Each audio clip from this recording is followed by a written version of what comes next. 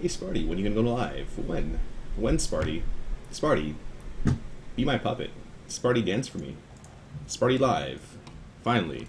Finally. Listen. Well, that first. Thanks, Jason, for the reset 50 months in a row. Thanks a ton. Suddenly live. Hey, Shellstars, thank you for the tip earlier today. Thanks a ton. You guys are awesome. You guys make me smile. You know, Elliot, getting the weak auras for somebody else on EU. And Dell, we're going to chat here, because I'm going to need to talk to some good paladins very soon, in the next day or two, or tonight, or whenever I'm done my stream. So much, I'll shut your faces. Listen, the last few days have been so physically exhausting for me, like, since Friday, Thursday, like, every day has been at the pool, prepping things, training the staff, those bunch of goddamn Muppets, as Yendar would say, or jackalopes, as I would say, friggin' monkeys. Little shits, you know, I tried to scare the shit out of them yesterday. Like, listen, you will let somebody drown if you're a bunch of immature little shits. Your life will be ruined forever. You will never have that teaching job, that cushy, like, you will be screwed for life if you let something happen at one of my pools. So yes, yeah, I mean, it's busy nonstop, but finally we are back to streaming. It's good. I missed you guys. I've been sort of in chat whenever I get home. Like, last night I left my house at, what was yesterday? Left my house at like 6:30. I got home around 9 o'clock at night. Like, it was just crazy long days. So, yeah. Your eyes are red. It's just from lack of sleep and maybe a little bit of chlorine. I don't know. I was in the water helping, you know, my instructors teach, which is good because they're very receptive. They're very eager to learn, that kind of stuff. They're also very green, right? So, they want to impress. What else? I accidentally triggered the alarm at our new building, except... Oh, thank you, Atala. Except nobody knows the code. I just randomly hit things on... Like, what kind of moron am I? So, there's a keypad at our new facility, and we don't have like an alarm code or anything like that. I don't know it. And it's on, right? So I just start hitting things, try to turn the door chime off or something. And suddenly I arm the entire building. I'm like, oh, fuck my nuts. What did I just press? And I was just hitting random buttons. And like a small little child, I was hitting random buttons. So, of course, a minute later, blaring loud alarm goes off. So I'm calling like, the property managers, calling everybody, calling the alarm company. The alarm company's like, no, you don't have service with us anymore. We can't help you. So eventually, after many phone calls, I finally got the code after the last residents of the friggin' building and turned it off. So, at least the alarm works, right? It says test every week. Oh, man. Sparty, make Prime stock your guild bank. That's conscious of the guild reserve. He better. So, midgets, whenever you stock our guild bank, just make sure to COD or IOU, no, COD Prime. Because he's got about 100 million gold. So yeah, he's got plenty. Atu, thanks for resubbing, buddy. Thanks a lot, man. Much appreciated. Back up to... Oh God, my sub numbers are so... My sub numbers are lower than... I don't know, Warcraft sub numbers. So thanks a lot. And there's Atu's sub. Thanks a lot, man. Take selfies of your aspect of the fox and amp magic, and never again. 6.2 tomorrow. It's exciting. Like I have 2 days off, okay? Unless there's an emergency, I plan on spending, you know, time with Driaz, getting ready for Hellfire. I have my little spreadsheet here. So for those of you that are in the higher end guilds, you know exactly what this is, right? You know this is your split run spreadsheets and how you're splitting things up. Not fun at all. And for those, I mean, I'm going to mention this later on in the stream, but for those of you that are viewers or subs or Zero Heroes that do want to come along to the DJ Funnel Raid, I did make a post on our Zero Heroes forums, and I think one person has volunteered. He's like a 691 rogue. I mean, we'll see what happens. Otherwise, I'm just going to have to fill it with mains going to 2 runs, which is not ideal, because, like, what the fuck? Where are these people's alts? Like, what the shit? I mean, I get it if you're just transferring over to, you know, to a line side from Horde side, and you don't want to pay $60 to transfer all your characters over, or, excuse me, each character over, whatever.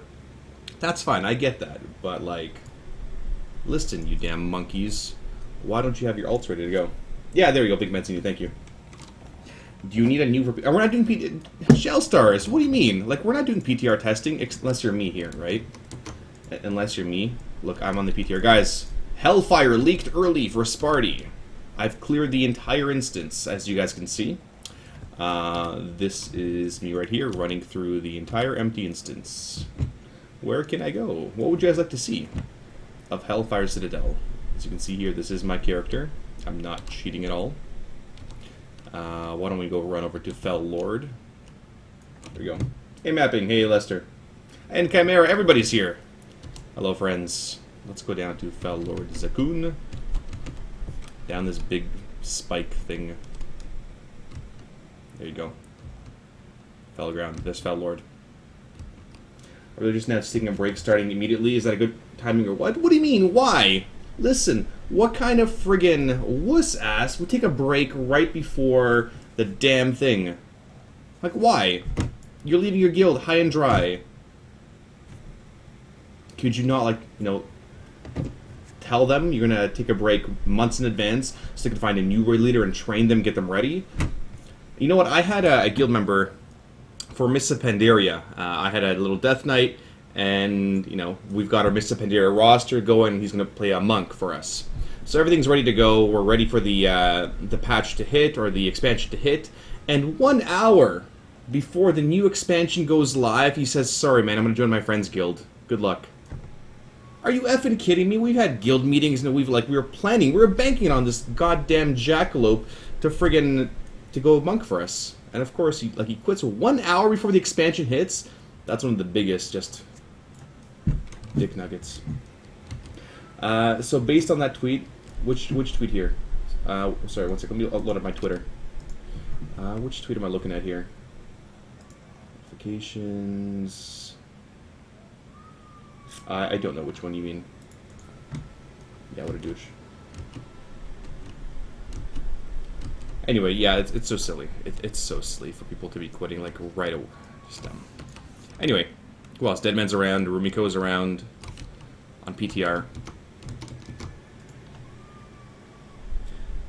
I concur with doing Heroic after Coach's Corner. My chat and yours demand it. Heroic Blackrock Foundry. What is Marksman's Monkeys? Potentially, like, full clear. Like, do you want to do a full clear here? Like, I could do Zeros to Heroes and stream kind of run here. And who just subbed? Who did I... Pony on Fire! Thanks a lot, Pony on Fire. Much appreciated. And Chester legs. Why not do normals? The Marksman stream wants to do Heroic Blackrock Foundry. He wants us to carry his shitty stream. Goddamn Marksman. We could always do a normal, or clean up. We could do Blackhand and stuff. Zeros to Heroes tonight. We'll see. I'll wait for the numbers to increase here, and then we'll start up Coach's Corner. We're going to be going through the last 4 bosses. Unfortunately, I did not test Archimonde, so I have to deal with fat bosses, you know, funny little accents. What was that in the background? A hyena? Yeah, that's actually my fiancée laughing. That's how she laughs when something is funny. It is a voice clip. Juck Frump. Yeah, so maybe we can do some kind of rating. I don't know, like, I don't want to do too much rating. I just need to relax. Maybe you guys can bug Marksman. Probably bug Marksman. I just need to, you know, relax a little bit. It's been long, long days. We did so many boosts this week. We have 2 guild banks capped on gold. Holy shit, man. That's incredible, Krillpunks. That's awesome. If only you could use some of that gold to buy you some skills so you don't stop buying my raids. I mean, you know. Manoroth, what happened there, Krillpunks? What happened there, buddy? Heroic Blackhand or Riot? I don't know. I mean, I've told my guild people have been logging on throughout the day, and I've told them, you know, we're taking the night off, we're not doing a sale run. If there's enough people, you know, they want to do a Heroic Blackhand, we could always do that. That's fine with me. Tell Marksman Dragon Soul. They say Dragon Soul.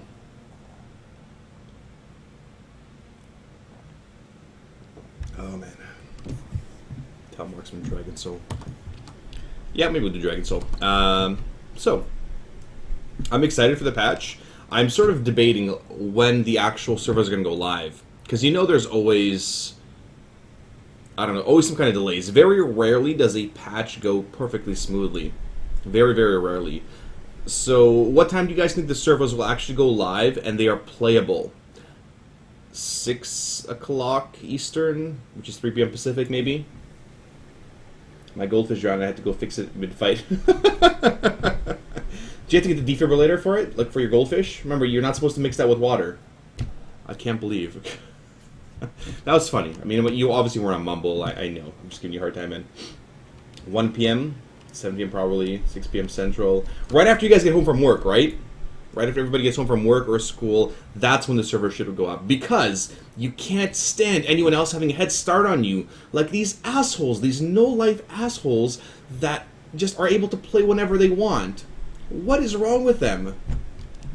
God. And here you are, slaving away at work, you know, making turd pies or packing fudge or whatever you guys do at work. You have to wait to go home and then play. These guys are playing all... You just... Yeah. Anyway, I hope the servers go live early. That's my hope. I mean, I have the next 2 days off, which is great. Those are my 2 days off.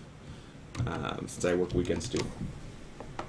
Talk to us EU folks about Head Start. But the thing is, like, okay, EU folks, you guys have it better than US. Honestly, you guys have it better because we deal with all the garbage bugs and crap. All the hotfix issues, all that stuff. We deal with it first on US servers. We are, you know, we're beta testing it for you guys. So Meth and Paragon can get world first. Same. And I know it's not going to be up when they say they will. Yeah, I mean, I hope so. I hope so, but we'll see. Sith moving next week. Internet after Friday. That sucks, man. Why is my holy shot green? It's a weak aura. It's like a. It's actually blue. I think you're colorblind. It's actually a bit of a blue tint, but I'm pretty sure you're colorblind. Did Australia get it today? What? No. Australia? I mean, they have to fend off kangaroos and didgeridoos and shit. Hey, Orkidu. You have my eternal thanks for live test. Yeah, you're very welcome. I mean, we pay subscription fees to beta test all this stuff. Okay, well, a few more minutes here before Coach's Corner. My stuff's all set up and ready to go. Here's Fel Lord Zakun's little area. You guys will have the return of Towley as of 6.2. Yeah, but it should be good. It's Tuesday there.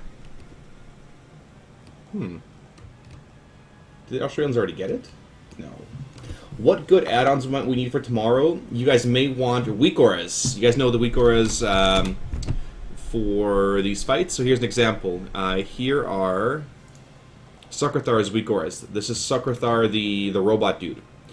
Tyrant Valari's weak auras. You may want Zulharak's weak auras, things that are telling you know where to stand or what's on you or what debuffs are on you. You may want those kinds of things. Fel Lord Zakun's weak auras, to run away when you have Seeds of Corruption. You don't want to die. You may want these weak auras, and these weak auras are provided by Fibrilo here. He made them, partly thanks to Death Jesters for bringing him in. But no, he's a good guy. And so he made these weak auras for you guys. Feel free to share them. It's on Reddit. It's on MMOChamp. That's his weak auras, the whole thing of them. Remains that servers will be down to 11. Yeah, that's what I thought, that they're not going to get the 6.2 until the servers come up, right? Whether you're Australian or not. No patch news gets it. Thank you, Joe Ossie. Thanks, yeah. Exactly. Yeah, but here's the thing, like, with those weak auras, Shell Stars, here's how easy it is, guys. So here are Fibrilo's weak auras, right? These are his weak auras. So let's say I want to pull off a boss like, I don't know, Kilrog. So Kilrog's weak auras, I'm going to copy this entire line, really easy. I'm going to open up weak auras. I'm going to click import, import the weak aura string, click import again. That's it. I'm done. So where are Kilrog's weak auras? Kilrog. There. These are Kilrog's weak aura. When you have Heart Seeker, when you can move away, when healing, DPS, whatever. So that's how easy it is. Super easy. It's not, you know, you're fiddling with stuff and making different settings, and you're not, like, you don't have to set up, where's Kilrog again? You know, these weak auras, I mean, they're all in a group right now, and, you know, set up the different triggers and things like that. You don't need to do any of that. It's ready to go, just import it. Yeah, there's even instructions in that document. What a good guy. And it's not even in German. Like, this guy is German, right? So he's translated everything for, you know, for us English folk. Us common tongue people. Yeah, I mean, there's instructions and everything for you guys on what to set up, how to import, I guess, maybe. And yeah, there's a whole package. Like you can get them all in one too, right? You got a basement there for you guys. Yeah, we're all learning. Who cares, Shellstars? That's fine. Now you got all the weak auras. Thanks for the weak auras for making them huge help. You guys can thank for below. Again, he's here in chat somewhere. He'll say hello.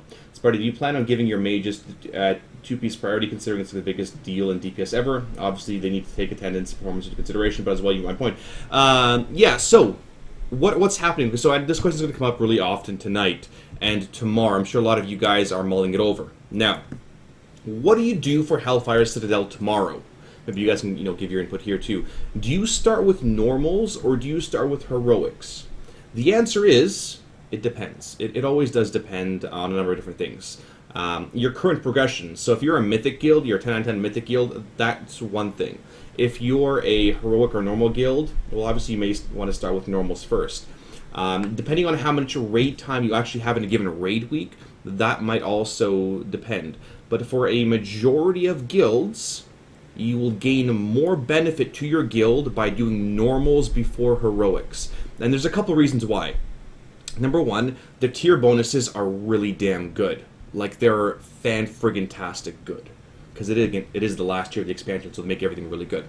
The trinkets are incredible. I mean, the Archimonde trinkets for sure, some of the other trinkets are fine too, but the trinkets are great. And number three, if you're in a heroic guild and you do jump right into heroics, you may end up with some kind of brick wall. So let's say, the first 3-4 bosses are totally easy. You get to kill a Rog, you get to something like, I don't know, what's a middle boss here? Get something like Gorefiend and you're stuck, or Shadow Lord Iskar and you're stuck because you have no idea what to do. You haven't PTR tested. Well, on normal, there's a little bit more leeway. Yes, you'll overgear it a little bit because you have heroic or mythic gear, but you'll see the abilities a little bit better. They'll be a little bit more forgiving to you. So you'll gain that additional experience. Whereas you could spend, one night clearing all the way to Gorefiend and then spend 2 nights dying to Shadow Lord Iskar. That being said, to work on normals, you'll go through all the different fights here. You'll likely complete most of them. Manoroth or Archimonde a little bit trickier in the end there. The last 4 bosses are the toughest ones of I guess Tyrant is pretty difficult too. Last 4 or 5 bosses are the most difficult. You'll gain a lot more experience. You'll gain the gear to help you again with heroics. There's not a lot of downside to doing normals first, except for time, right? And what is the average, what item level should you go into? Well, when we did normals, it was tuned to 685, and that was dropping 690 gear, I believe. And that was fine. It was a little bit difficult for our gear being scaled down. So right now, I'm in PTR, and when we did testing, my gear has been scaled down to 685 here. So my 700 item level stuff got brought down to those rough numbers. If you're around, 685, 680, you're probably fine for normals to start them, not a problem. Closer to 690-ish for heroics, and then of course, 700 plus for mythics. Right? But if you're doing mythics, then do it.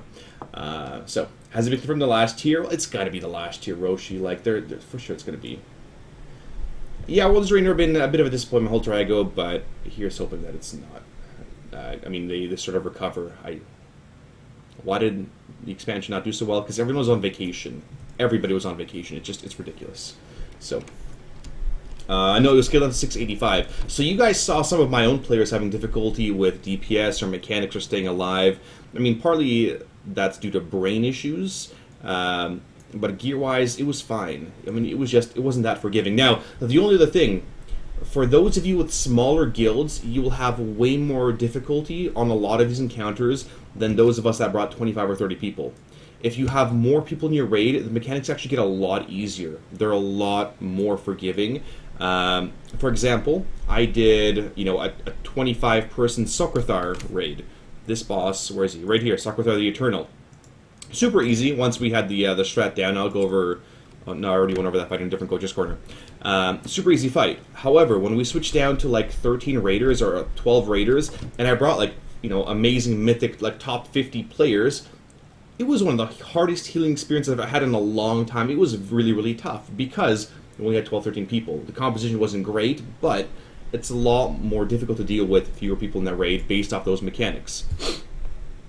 So, bring more people to your raids, guys. Bring as many as you can. Yeah, I mean, Freezing Hero was there for a little bit too, and he absolutely sucks for a lot of small groups. A lot of these encounters would. What's another one that would really suck? Shadow Discard, not too bad. Gorfine would be okay for small groups. Kirog is fine for smaller groups. Hellfire would be more difficult for smaller groups. Cormac, I mean, would be fine. Iron Reaver is also fine. And Hellfire Assault, nobody gives a shit because it's a trash boss.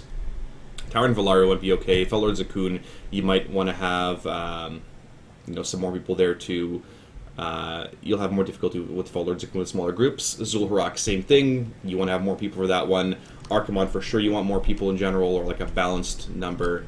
And Manoroth potentially as well. So the more people in general, the easier time you'll have with a lot of these bosses. Can't wait to control the robot. It's a lot of fun. A ton of fun, Azamat. And yeah, Zeros to Heroes, we need to decide what we're going to be doing for raiding. I mean, I have training my staff this next weekend as well, but I'm totally down with doing normals. If you guys want to do normals, Zeros to Heroes, or if you guys want to do, a sub normal raid, I'd be totally down with that this next weekend. So yeah, I mean, it depends. Hopefully it scales it down to a few people having wins. I can't remember how many. We did it as a smaller group as well. We didn't have a really terrible time with it, right? I'll get my 2-piece and trinkets. Well, here's the thing too, right? You, as a DPS, you generally get the gear first. So when you guys are gearing out your players for Hellfire Citadel, just do make sure you give it to your DPS first. And Krillpunks or somebody had a question, am I giving it to my mages first? Well, it depends. It really depends. It's a tough question here. I'm still setting up my spreadsheet based off how I'm splitting the runs. I have roughly 5 Vank tokens per group, 5 main characters get using Vank. At the same time, they're apps. How useful are apps to me? Well, apps haven't proven their worth. Honestly, apps, if you're listening, you gotta prove your worth. You don't get shit. You don't get loot, mounts, pets. You might get a pat on the head or something, when you don't do something dumb. But apps really have to prove their worth, their loyalty. Even though I have a number of Vank users, how many full member Vank users do I actually have? Deadman, my tank. Lurchy, Dexter, Ariana, and Firemancer. 5 Vank users in my guild that are full members. That being said, I have some really solid apps. I have some really, really amazing ones. A lot of players are coming out of retirement for this tier. Loganis and Dexter are going to be back. I have some really awesome, this might be one of the strongest DJ rosters in a very, very long time. So I'm very excited about it. So, you don't give loot to apps? No, of course we give loot to apps. I mean, do we give them priority? No, I give people priority that I know that are trustworthy, right? That are loyal. I mean, that being said, I don't give an officer loot over an app. Let's say it's a loot counter, right? So it depends. And Devos, thanks for resubbing. Thanks a ton, man. Cheers to you. If, for example, an officer had a 685 item and the upgrade is a 690, and an app has a 665 item and the upgrade is a 690, who should get it? Probably the app, right? Every situation's different. There's no clear line one way or another. So, yeah, the app phase in Death Gestures is very, very long. I mean, it's very long, and that's the way I intended it. That's the way I want it. And that's the way it's been for, close to a decade. And that's part of what keeps my guild going. My app phase used to be even longer than that. Right now, our app phase is minimum 6 weeks. So we deal with a 2-week app period and then a 4-week trial period. And then we sort of decide after that or just keep going until that person's actually ready. So this is Zulharak's room right here. So if you wouldn't give them loot... And that's the thing, though, right? If for 6 weeks an app didn't get loot...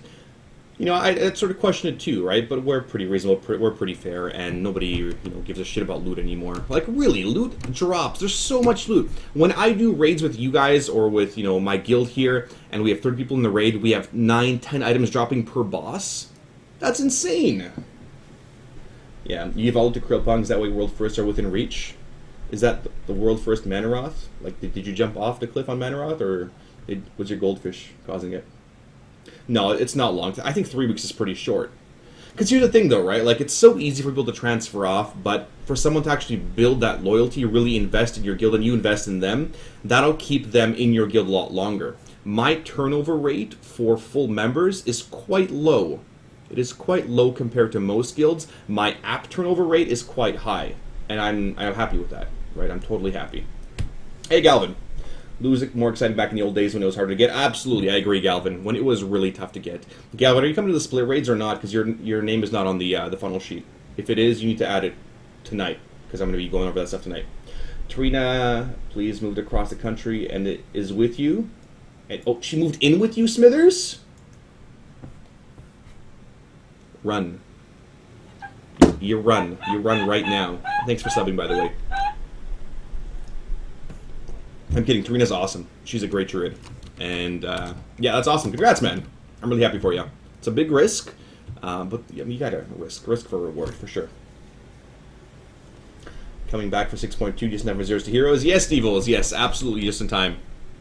Just in time. Okay, I'm going to start up my Coach's Corner here in a second, guys. It's a little bit late, so bear with me while I set this up. And we shall start Coach's Corner going through the last 3.5 or bosses. The last one will be, you know, the Fat Boss video, because I don't have any videos of me doing it, and I couldn't find any good stream videos of them showing all the encounters. So we'll go over that stuff together, and the abilities and that kind of stuff. So, what do you almost first? Well, we'll see, Galvin. I mean, just add yourself to the list there, because I need to know numbers. Okay, give me a sec here, guys. Guild, is that? There you go. I beat you. Okay, give me a sec here. I'm going to set up Coach's Corner, and we shall get going.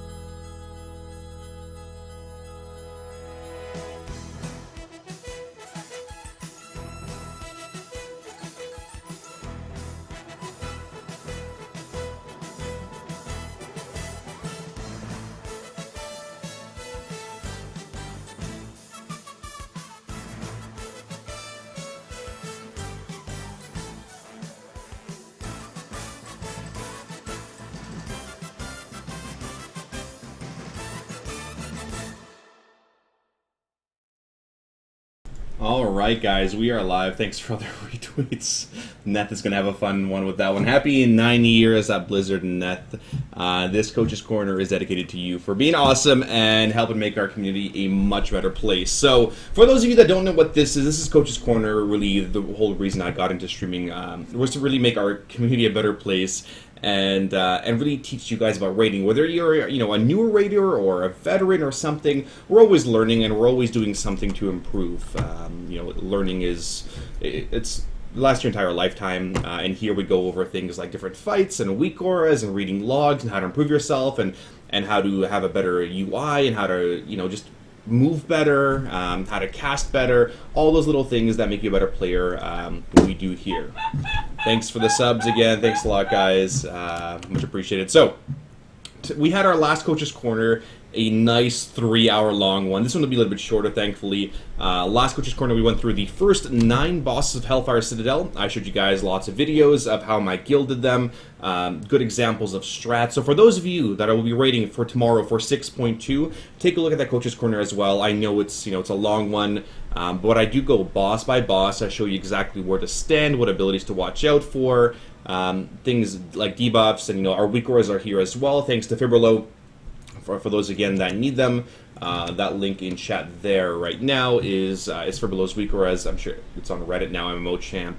Everybody's using them. So feel free to use them, thanks to him. And yeah, get them updated or uploaded yourselves. So tonight we're going to be going through 4 bosses. Now, 3 of the bosses I have tested myself. I've tested... how many bosses are there? I'll test all the bosses but Archimonde, so I'll be showing you guys Fel Lord Zakun tonight, Zulharak, as well as Manoroth. Now the last bit of this instance, really from Fel Lord Zakun onwards, maybe Zulharak onwards, the last 4 bosses, are some of the tougher ones. So for those of you doing normals and going into heroic, you might not have too much difficulty with the first few bosses if you know the mechanics, whereas the last bosses, the mistakes really do matter. You can easily wipe the raid. We'll go through those kinds of things. So, let's start off with the Fel Lord Zakun. With Fel Lord Zakun, he is a single target encounter, which is great for you ferals, not so great for you boomkins, elementals, whatever. He's one of the few proper single target encounters in this game, or sorry, not in this game, in this raid instance. And really, it's single target DPS, that's all that matters. It's another sort of patchwork dummy, sort of, but you do have other abilities to contend with as well. Now, one of the most important ones is this one, Latent Energy. Latent Energy is a debuff that is placed on you, and if you get hit by bad stuff, you do lots of damage, you blow up. So, the goal is to protect players with Latent Energy. For those of you with Voodoo or Raid Frames or something, you can use this to track a debuff, and people with Latent Energy cannot be hit by these Chaos Waves. You'll see it in some of the encounters here when I explain them. You have to protect these people. These are vulnerable people. Think of it as a vulnerability debuff. If you get hit with something bad, you will explode on the raid and blow everybody up. You must be protected, or you must put yourself in a good spot where you will not blow up the raid. So here, if you get hit by something that is bad, you blow up for 77,000 damage. Again, it is tuned to normal, so the number is a little bit lower based off my raid size here, which is 10 players, which is just me here. We have Destructive Forces, so you really want to jump for some of these abilities here. There is Wake of Destruction, which is a wave ability. Now, okay, so let's see here. I'm going to throw some markers down. Who's on PTR? Deadman, thank you. I'm going to invite Deadman. Hopefully he's on PTR. You can throw down some raid markers. Okay, perfect. So we tank the boss somewhere around here, and that's fine for us. There's different places you can tank the boss. We tank him right here, which is a good location. Now, one of the main things he does is he throws out this big wave. That wave, though, can be blocked by players. You can protect the rest of your players by using one person as a body shield. One of the best classes for doing this are Warlocks, with a shield, with, their cooldowns, all that stuff. So, for example, if my raid here is stacked on green, and my Warlock is the purple marker, my raid will never get hit by one of these Chaos Waves, or these Waves of Destruction. This person right here will always get hit. So, we've tried multiple strats with this boss. We tried a spread out strat, that worked somewhat well. Then we tried a stacked in strat as well, and that worked even better, because one person can block this giant Chaos Wave right here, which makes it a lot easier. What else? Ring of Destruction. There's something you want to jump over as well. That's not a huge issue during this. Now, one of the main things during the phase 1 of this encounter, so it's a 2-phase encounter, are these fissures. These fissures and the fel crystals that spawn from them. So, roughly 3 to 4 fissures will spawn randomly around the room. So I'll throw some up here. So there's a fissure, there's a fissure, there's a fissure as well.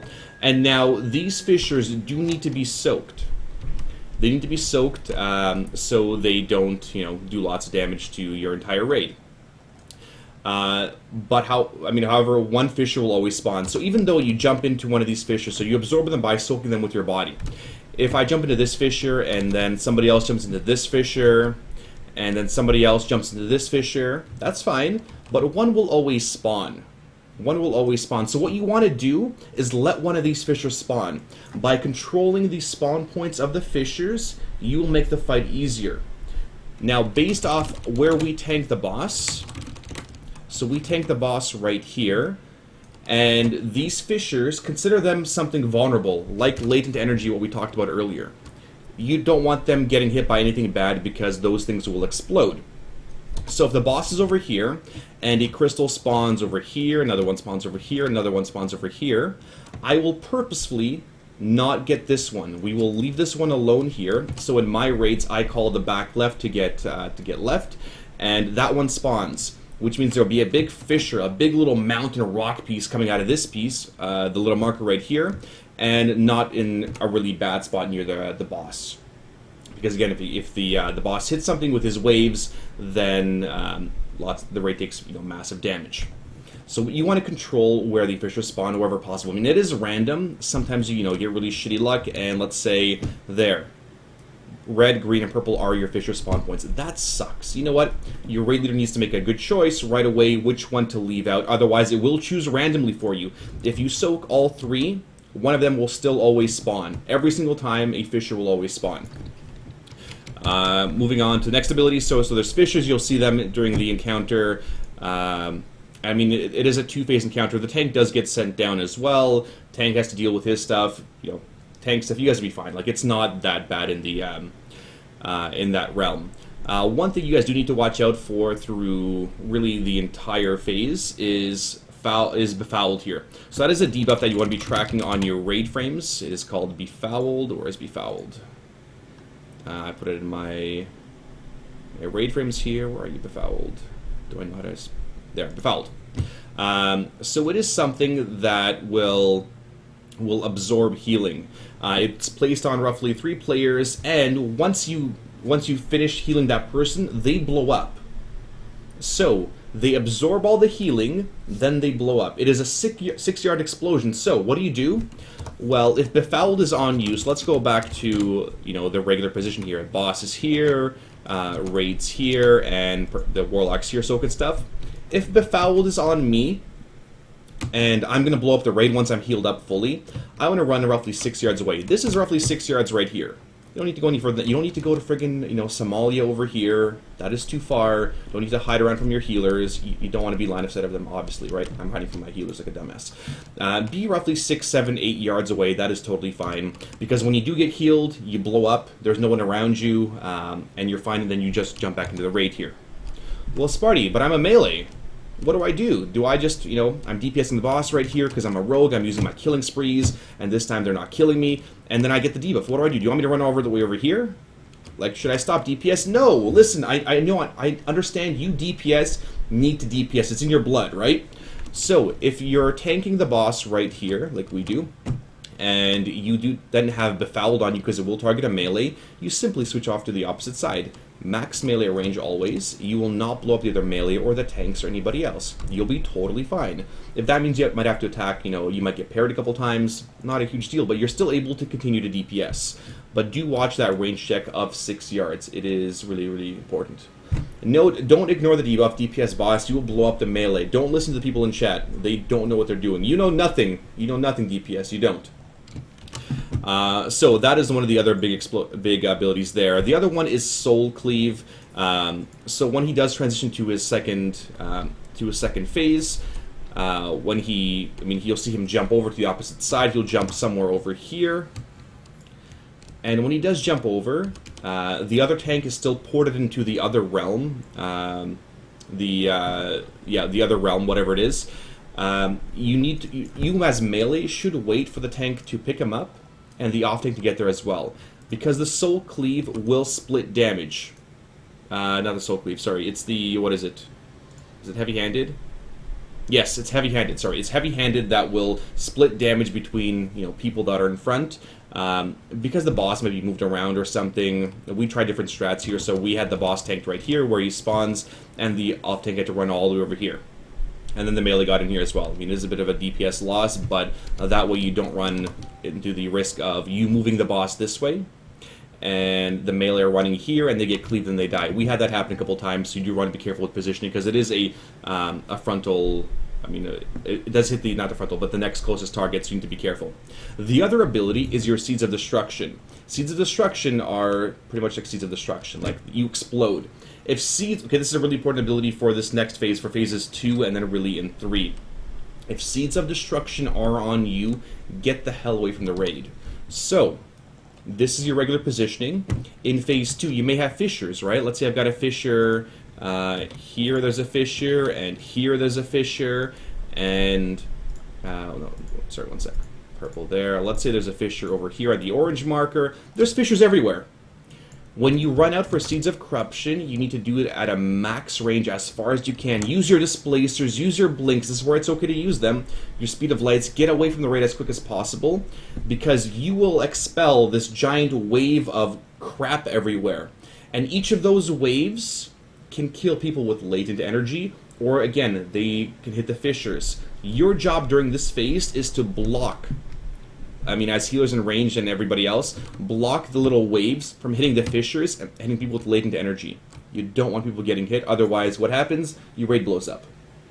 So it is a mechanic where you need to protect the most vulnerable players. What else here? And then the Enrage, he does a lot of damage to the tanks, he does his abilities a little more quickly, you're dealing with Seeds of Corruption. That's the point where you would Heroism on this fight. Don't Heroism at the start here. It is not worth it. There's really no point. Yeah, the other one is the debuffs here, so the Soul Cleave, once you're disembodied, that's when you go into his little realm there, and you deal with the little soul. So, it is a bit of a tank swap mechanic there. So, I'm going to show you guys the video here and explain things as we go from a healer and DPS perspective. From a tank, it's, you know, it's really easy. There's a tank swap, you get poured into the Shadow Realm, you'll be fine. But I'll explain this, what's going on here during our Fel Lord Zakun encounter. Make sure I'm showing this right. Yes, yes, yes. There we go. Alright.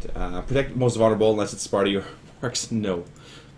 Okay, I'll put on some voice chat here. Okay, so we're about to pull here. We had a raid of 27 players. Okay, and so we've pulled the boss. And yeah, this, I think, was one of our better or smoother kills. Maybe it was one of our first. I can't remember which one this was. We did the boss a bunch of times. So, I'm going to pause right there. You see these little green circles? That is where the crystals will spawn from. If there are ever some in melee, you want to get those primarily. If there's any in the back, get those last. It's totally fine. So this was one of the first times we were killing the actual boss. We're going to have a crystal spawn behind us. Watch this. There. It spawns right behind us. You can sort of see it under my raid frames to the, on the bottom there. But that is the one we have to protect. But guess what? Because we're in front of it, we're all protecting it. We will not let it get hit. You see on my raid frames, the little red squares? Those are people with Befouled. The purple hand, the Curse of Elements looking thing, that's people with latent energy. They need to be protected as well. So you need to be aware of all of these debuffs. As healers, we found it most efficient to heal one person at a time.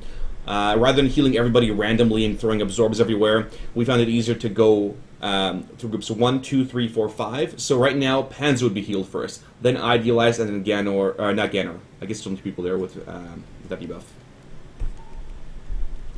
So their Psychic got poured into the other realm because he got disembodied. That means this thing right here, it does pulsate damage, so you don't want to be too close to it. And right there, I'm going to go back a couple seconds, or you'll see it again.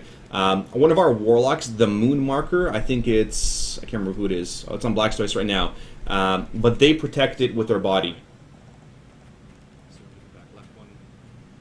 So here we go. So here, you know, our hunters ran off there. That's fine.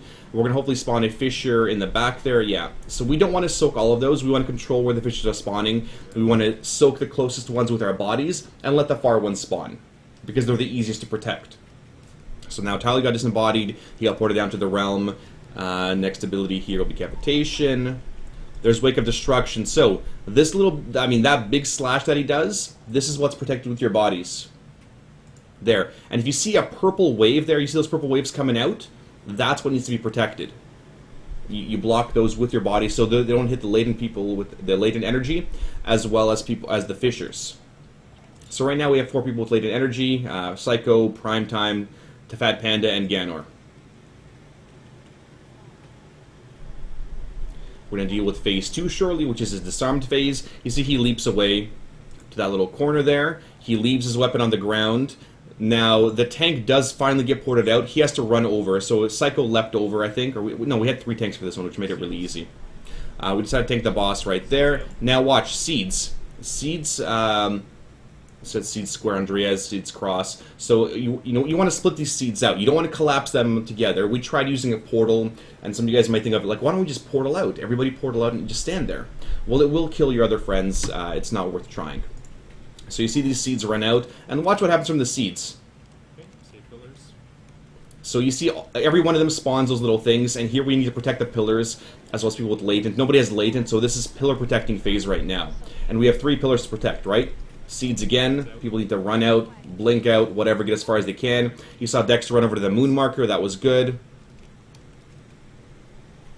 And now he'll be going back to his regular phase. Disarmed phase is over, he's back to phase 1. And the boss gets pulled back over to his spot.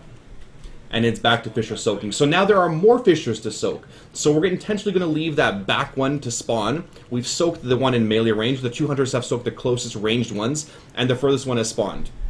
At this point, you will also have fissures despawn for you, which is really nice because otherwise you might be overwhelmed with too many fissures, right? So they do start despawning at this point.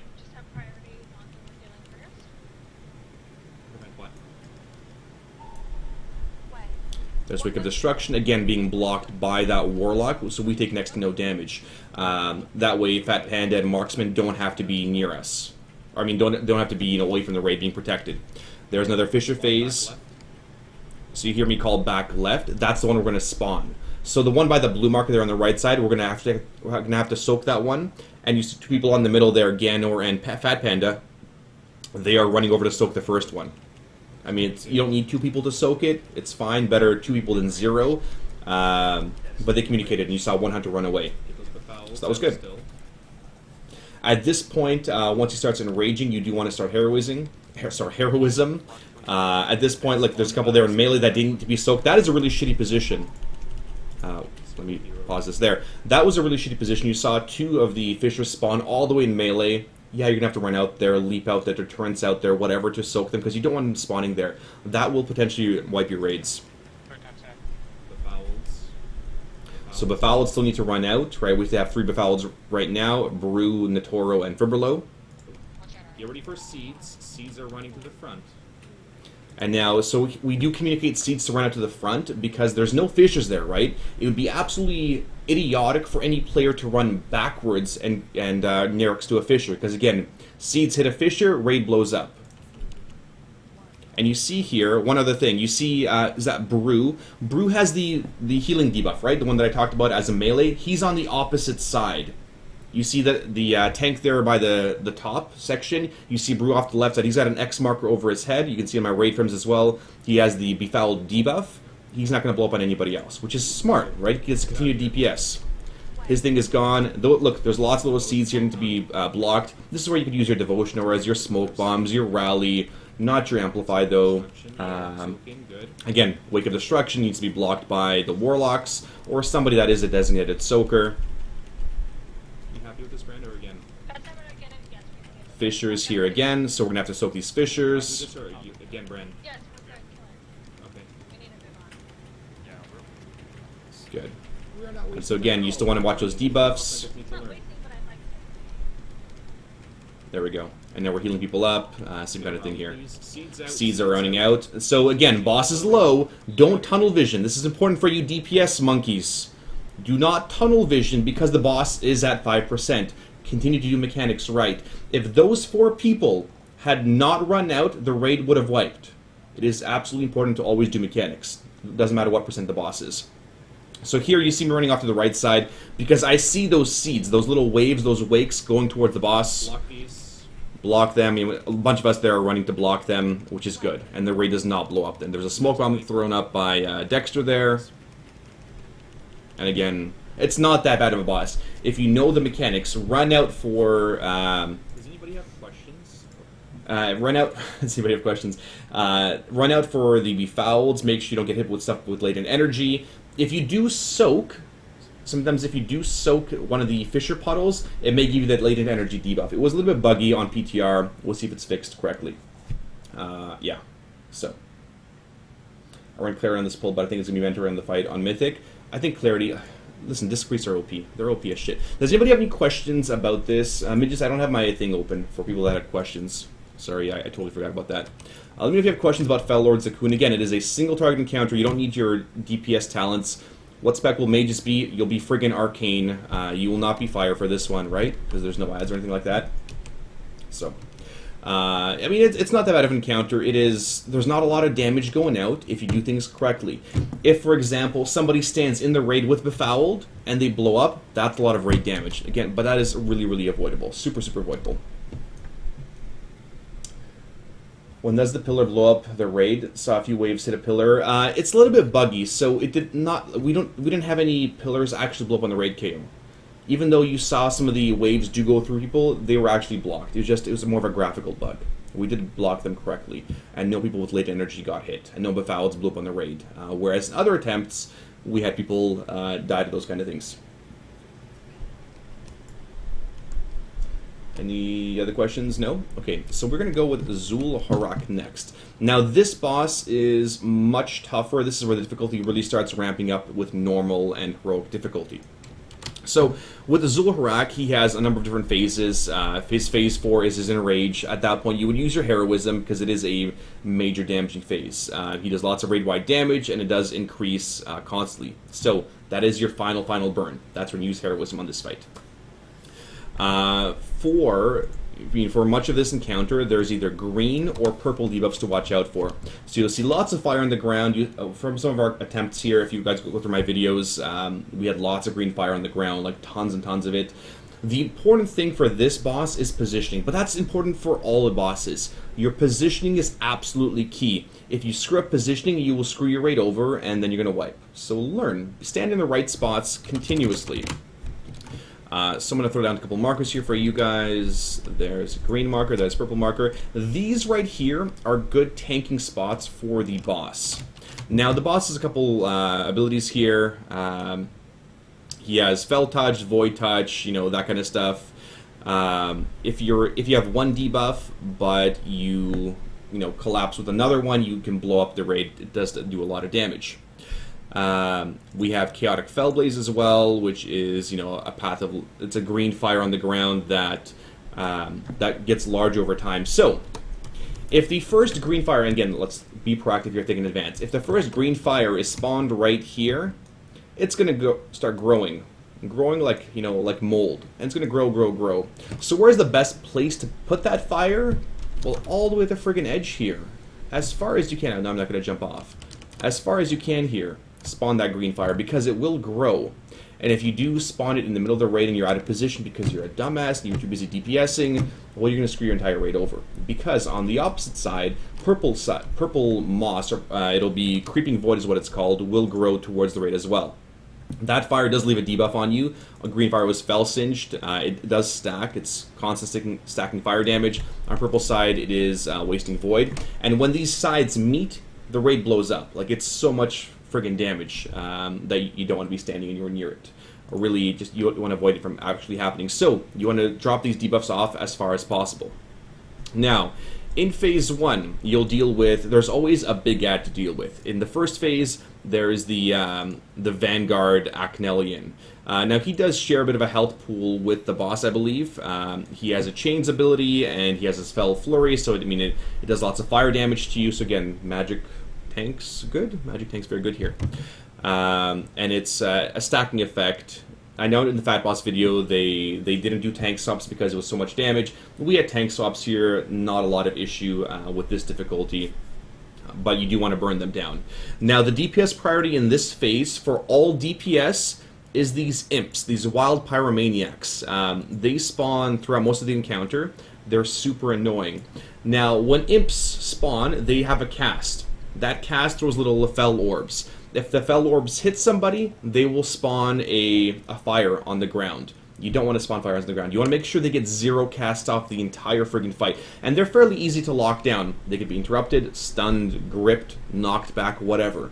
Multiple Death Knights will be really important on this encounter, so you can just grip them together, AoE them down, you're done. Blade Storm, I can't remember who did the most damage, I could look up our logs, but I'm pretty sure it was our Blade Storms, our Blade Flurries did the most damage to these Fel Orbs.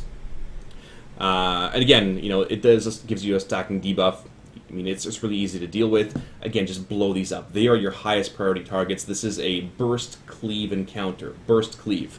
Get them down really quickly. Leg sweeps are really good. Have a leg sweep rotation, and then guess what? Your monks will get a debuff. They have to run out. Well, then you give your warlocks. They have to back up with the Shadow Fury. Never let them get a single cast off. Super important. When the first, big mini boss guy dies, you transition into phase 2. Once you transition to phase 2, and this, I mean, the whole encounter is a bit of a balancing act of how low can I get the boss, how many stacks can I get from the debuffs here, because they're not really going to go away. You want to get the boss as low as possible before transitioning to phase 2, which will make the last phases a ton easier. So, in phase 2, which is the purple phase, it is much of the same. You want to bring the boss over from the green side to purple side over here, tank him around here. Your range can be roughly where I am here by the red marker. And now there's a couple of different things for the purple side. Now for the purple side, it's Grasp of the Void here. You have one big guy, it's called Omnis. Omnis again does a tank swap debuff, lots of tank damage, it does constantly stack, so there is a bit of a DPS race here too. He does a big black hole. No jokes about marks, never mind. Black holes, they do physical damage to all players here, and it is split between all players that are inside the big black hole. God, there's so many jokes I want to make right now.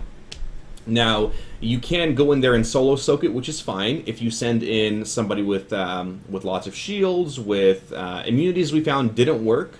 We had people that ran into their immunities with just full health and they died, because it does do roughly 300,000 damage to you, or 350,000 plus. You can use your damage reducing cooldowns like Divine Protection, like Deterrence, get in there and you'll be totally fine, or you can disperse. So we usually had myself or somebody go in there, blow up the black hole, because it does pull you towards it. And that's really annoying when you're dealing with fire and you're dealing with adds, and you're dealing with the other set of adds here. So black holes have one person designated to soak them or alternate people, and that's fine too. Really easy to deal with. The other thing is the Unstable Void Fiends. Now these guys, these things are a DPS priority for you ranged. Listen, you ranged monkeys, your DPS priority is adds. It is not, drool on your keyboard and DPS Omnis in the boss and, combust all over things. No, that is not your DPS priority here. These little Void Fiends, they will teleport to the nearest player every single time. So here's an example. If there is a Void Fiend right here, and I'm standing right here, and somebody else standing over here, it will teleport. This purple thing will teleport right here on top of me. And if I'm standing under it, like it has a little purple swirl, you will spawn a purple shit onto the ground. It's totally avoidable. It's super easy to dodge. Nobody should ever get hit by this stuff. These things should be killed by your ranged DPS. Melee, you should never have to run off and kill these, ever. You never want to.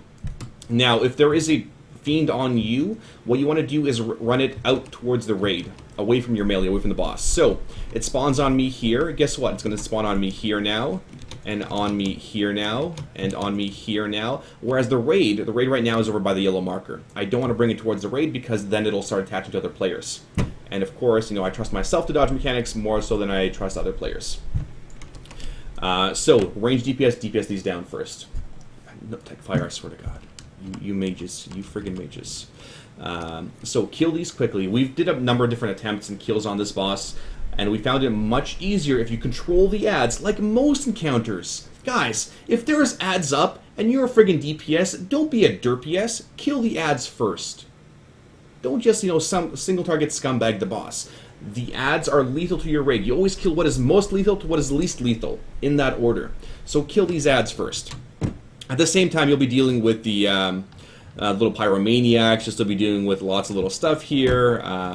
It's more of a DPS burn as well. The last phase is after the what's called Omnis dies. So you want to push quite a bit of damage into him while controlling it, while controlling the rest of the encounter, making sure you kill the adds in time, the little imps, all that stuff. Most of these things are just, you know, tank debuffs. The tank does want to switch to make sure they get the correct debuff here, and not the opposite one. You're still getting Fel Surges, so during this encounter in Phase 3, the boss is going to be tanked closer to the middle marker here. And now, during the middle marker, you'll still get these abilities. So if you have Fel Surge on you, you run to the left side here to where the green marker is, right? Because that's where the green piles are. And if you have the Void Surge on you, you run over to the purple marker, right? Right over here, where the purple stuff is. Because if you run to the left side with purple markers, you will blow up the raid, because green and purple can't mix. Think of some chemicals in chemistry class for those of you that are somewhat educated. Bad chemicals go bad. For those of you that are cool people, chlorine and muriatic acid create mustard gas, right? You don't want to mix those things together. You will kill everybody. Beyond that, I mean, it's just tank swaps. It's a lot more damage. Yeah, it's a fairly simple encounter once you break it down. But all encounters are simple once you break them down into your into their abilities. So I will show you our Zulharak video and our kill from, I think, our first one, our first time doing it. Here it is. Let me know if you have any questions afterwards as well. Does it track focus a player? The debuff, it gets placed on the player. You'll see who it's on, and I'll explain as we go here. Alright, here we go. 1 sec, midgets. Okay, so this is Zulharak. He's a cool looking boss, right? And you'll see how we place the boss like further and further to the left side there because the green patches do spawn initially. It is, again, it's a bit of a longer encounter. I can't remember how much HP the boss has, but hopefully we'll pull soon here. Do I have track focus on you? I don't. No, I don't. Okay, come on, pull. Pull quickly, please. Yeah, so the tanks are here. I'm showing them exactly where to stand. And I'm explaining to people where they should be running. Right. I know, but in that last phase where he's standing now is where he should. And Tally's asking questions, yeah. So where he should be for the last phase, which is phase 3 right there.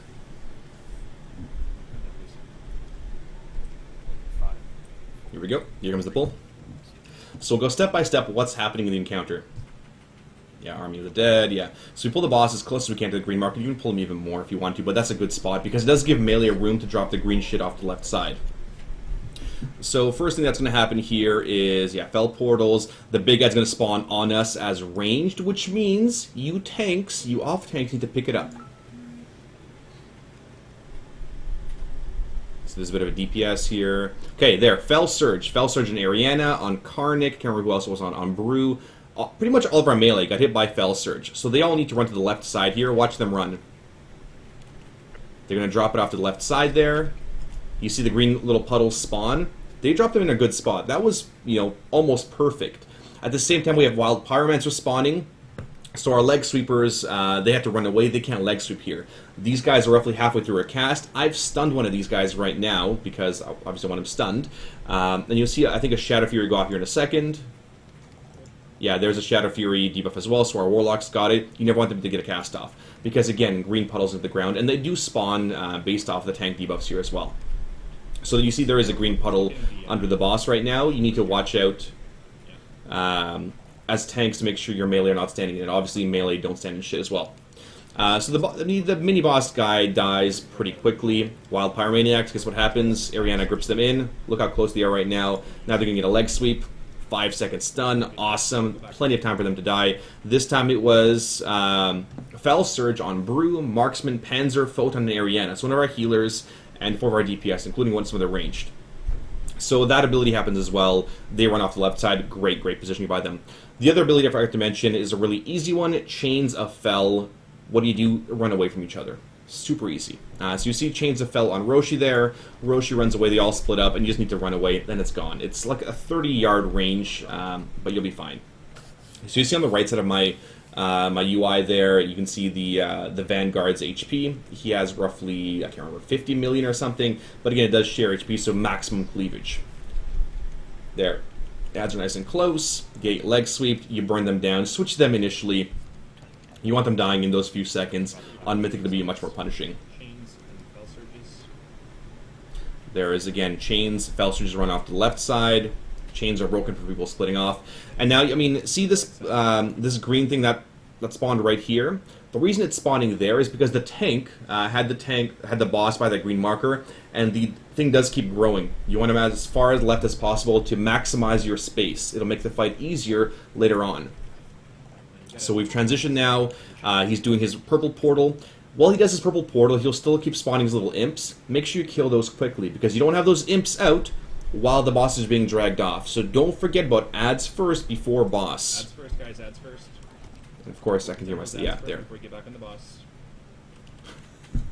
I guess I've done this fight. So here are the unstable Void Fiends. You see that purple little thing under them? That's where they will teleport to. Don't stand in the purple bad. If you're ever near one, don't stand in purple bad. Whatever you guys. You see how it spawns? So we had our hunters. This was really awesome. So we had our hunters. It was marksman, I think, again, or control where they're going to spawn. They just have to make sure they dodge. At the same time, you see little arrows. You see Driage DPSing here. Our ranged DPS need to lock them down. It makes it a lot easier. At the same time, you still have imps spawning. So your Death Knights grip them together. Melee DPS them down. Ranged, what is your priority? Void Fiends first. If there's Void Fiends, you kill them. If there's no Void Fiends, kill imps. If there's no imps, work on, you know, the Ominous guy and Zulharak. That is your DPS priority every single friggin' time. We don't get any fire. Fel Lord is gripped together. Good. Our Maniac's getting blown up there. You see our rogues doing quite a bit of damage. So now we're a little bit behind. We're a little bit behind on the Void Fiends because the ranged DPS, and I bitched at them afterwards because they were being really lazy. Ganner was our best DPS here, blowing up the Void Fiends. So it does get closer and closer to the raid. So if there's nobody, you know, in range, they'll just jump closer. There's a black hole here. I jumped in the big black hole. I died because I didn't have my Divine Protection up, or I had used it or something. I just took too much damage from it. But again, it is split. You may want to have multiple people run into the big black holes. So you can see here some hunter barraging the imps, scumbagging on damage when they should be killing the Void Fiends. And here, Void Fiends will spawn on your raid sometimes, and that's okay. It is okay, guys. It sucks, right? Expect it to happen. Move away from them. Have hunters. You see a marksman right there on the middle right side. He's going to start soaking them. Watch where they're going to start spawning soon. See? Right on marksman. And there's a black hole spawning as well. I'm going to try to jump in this one. For this one, I believe I bubbled for that one. And it didn't work. So I still took the damage. So immunities will not work for soaking the big black holes. How do you deal with the black hole? You have people soak it. If you go into the middle of the black hole, you will blow it up, but you take damage. And that is split damage based on who's in there. Void Fiends? Void Fiends. Void Fiends, Void Fiends, Void Fiends. DPS kill them first. Can somebody pull up my logs from that fight? Imps here getting knocked back. Not a great idea, but... Void Fiends. Now Void Fiends are dying a lot more quickly. Look how quickly they're melting. And if you have no Void Fiends to deal with, it's much less movement. And listen, DPS, if you're not moving, you're able to DPS more. So do your friggin' jobs. And so here, what I say is a little bit close. The green and purple fires are getting somewhat close to each other. They need to be really, really careful. Massive thanks for resubbing. Thanks a ton. Okay. More Void Fiends. So this is Phase 3 now. We've killed Omnis. Phase 3, everything is spawning. We're still dealing with Void Fiends. We are still dealing with Imps. We are now dealing with Fel Surges as well. So Fel Surges run to the left, and the Void Surge runs to the right. So you'll see people with the debuffs here. Hopefully soon. Yeah, here comes a Fel Surge in about 5 seconds. And there's enough of a staggered time that you're not getting 10 people running out at the same time, which is good. Which is very good. Fel Surge on me, guess where I'm going to run it. Speed of light! Get it away from people! There, I dropped it there, I run away. I did take a tick of the debuff, so I need to be careful. This is still a control phase. Don't panic, even though there's a lot of shit going on. Range still, DPS Void Fiends. Melee still, gripping, interrupting adds. It is not a huge DPS race until he finally gets to his Enrage, where you'll see massive raid-wide damage. And that's where you'll hero. So focus on your priorities. Look, a Void Fiend got into melee right now. That makes it a lot tougher to deal with. Because if somebody gets hit by it, well then you're spawning shit onto the ground. And people took a lot of damage there because the colors did mix there. The green and purple did mix there by melee. At this point it is the hero burn, so we're taking raid-wide damage. We also see heroism being cast here in a sec here. Last 40 million of his HP. You just there, that taking that pulsing damage, that is your DPS race. That is where you burn your cooldowns. You have nothing else to do. There's no adds up. Nothing. It is a final DPS burn. Use your cooldowns, use your barriers, continue running Fel Surges out, continue running Void Surges out. Those are the only two main abilities left. Void Surge on Ganner. Ganner runs to the right side. Good. There. I mean, it's massive damage. That's where your hero pots, your second cooldowns. You have to have a big burn there. And kill the boss before he kills you. So, in Heroic and Mythic guilds, you'll be using your cooldown rotations here. Your Angry Assignments setups. Fel Surges again. Somebody, I mean, he leapt up to the wrong side. That was on thing on Panzer or somebody, but he ran off to the right side there. Probably not risking it, or not worth risking it, but just be careful, because there could be purple shit back there. So, yes, Disc Priest annihilating. I can't remember if Primetime's probably in channel here, what he ran. One sec, let me just, where's my thing here? Here's the questions. Okay, thank you, question sheet. Alright, so, fun encounter. It is quite fun. So how do you deal with the Black Hole, KO asked. Again, have somebody run into it. If you have multiple hunters, multiple range DPS, have them collapse into it as well. Use a personal cooldown like your Divine Protections. Immunities do not work. Is it a pool similar to Immersius, where it gets bigger? No, I didn't see it get larger each time. It keeps sucking your players in until somebody collapses the Black Hole. Here's your logs. Thank you, Fatsuno. So I want to show you guys my logs from that fight. Now I want to show you who did really solid damage. So this was our log from that fight. You see Rogues doing really well. You see Melee doing really well. But let's see how damage breakdown was. Who did the most damage to the Wild Pyromaniacs? The Melee. Panzer, Blade Flurry, Ariana did with Necrotic Plague and Wandering Plague. Nethaera did some good damage there as well. Who did the most damage as range DPS to the important things? Which is what? Unstable Void Fiends? Seems like people were DPSing the wrong targets there. It seems. Fibrilo. I mean, what the shit? How does one hunter go from 6 million damage and another hunter goes from 1 million? It's called tunnel vision. It's called not being on the right, things. Jurassic Hero second. Fireleaf was playing Boomkin. Still could have been a lot higher, right? Because these things are up for quite a long time until I finally started bitching at players. Our mages did, very little damage at all. Really, they should have been playing Arcane for these things. So, yeah, Genner was the MVP there. He did a great job. And on both kills, he did an awesome job killing these things. And again, our logs, they're all available. You can show, phase 4 here. This is damage to the boss. There. Who did the most execute damage? Obviously, the execute classes. They did a pretty good job, too. So, that's our logs from Zulharak. Any more questions from Zulharak here? I thought we were still ignoring the ads. Yeah, sure. Is that raid damage ability on a timer, or does he do it at a certain percentage? I believe it's at sub 20%, right? I can't remember what it is here. I mean, he does more damage, and yeah, 90,000 damage to all players every 10 seconds. So you need quite a bit of DPS to put him in the last phase. Make sure for every set of cooldowns you do have, or every set of pulses you do have.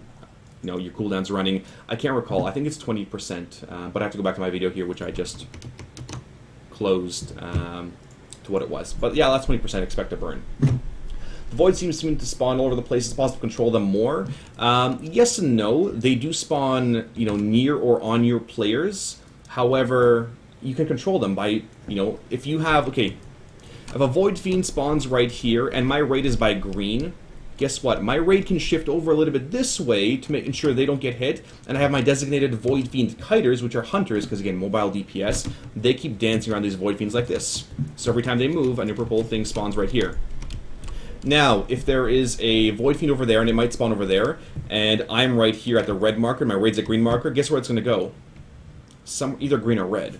So it's always the closest person that will get hit by a Void Fiend or spawn it. So fire for mages if your Pyromaniacs issue is an issue. Really though, Arcane might be a better spec for this. I don't know how to play a mage. How long was the fight for us?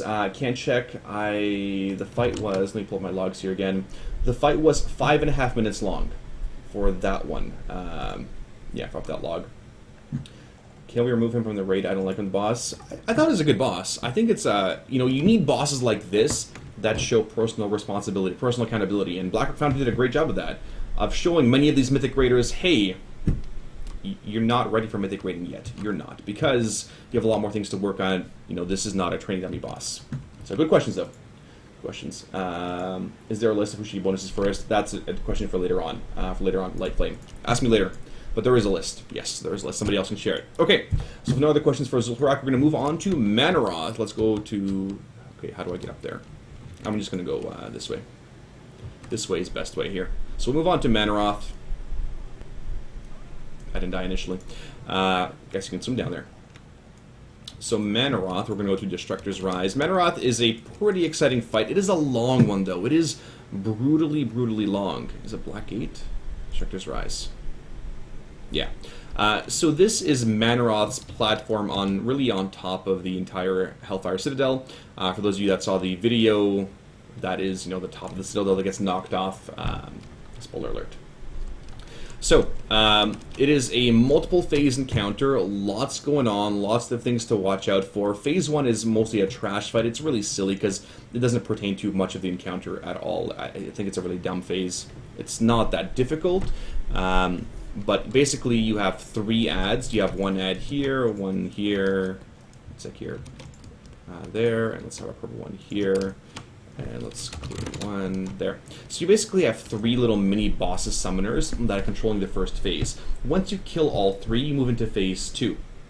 Depending on which one you kill first, and you have free reign to choose whichever one you want, green, purple, or red, certain abilities will be disabled in phase 1, which makes it nice and easy to deal with.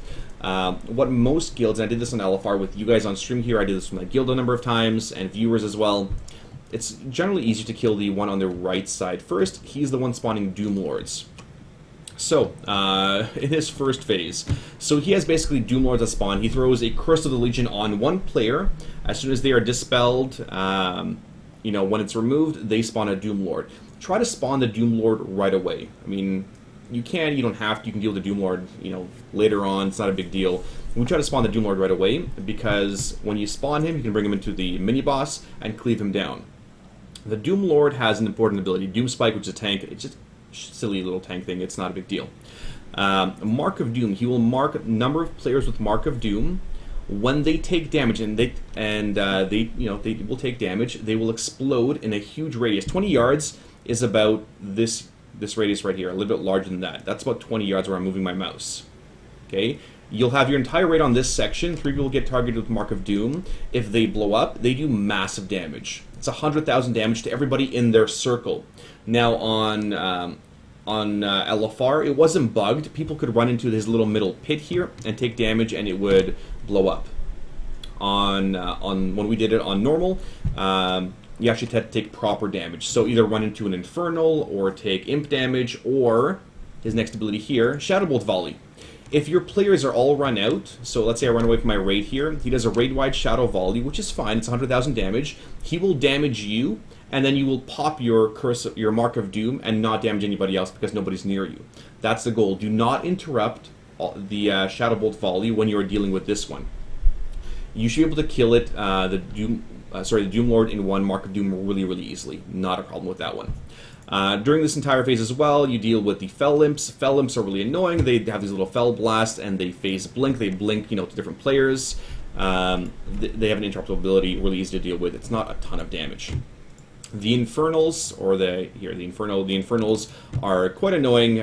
They spawn that Hellfire kind of ability here. You guys know the Hellfire from Warlocks, or what Infernals normally do. They also charge random location. You'll see a big green circle on the ground. That's where they're going to charge to. They last pretty much the entire encounter. As the phases get, each of these pillars get destroyed, the imps or the infernals start going away. So, kill them. I mean, adds are always a priority before you guys get back on the boss, because it makes the fight a lot easier. That being said, they're really easy to dodge. You'll see a big green circle under your feet, because they'll spawn on you or near you. Move away from them. They can also be gripped away, which makes it really easy. Your Death Knights can grip an Infernal away. Let's say a bunch of Infernals spawn next to Manoroth, and your melee can't DPS because that's a bad spot. One of your Death Knights can grip all of them away, and you continue cleaving off the boss and killing those things. which makes it a ton easier. Phase 1, yeah, Zani, was really annoying. I think it's really silly, and it's not really necessary. You know, the rest of the encounter is what is fun about it.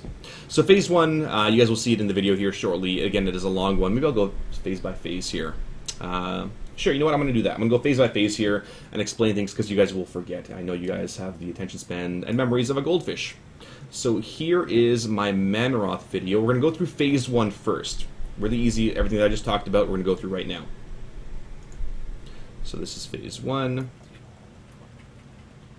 So we kill the red one first, and you'll watch what happens.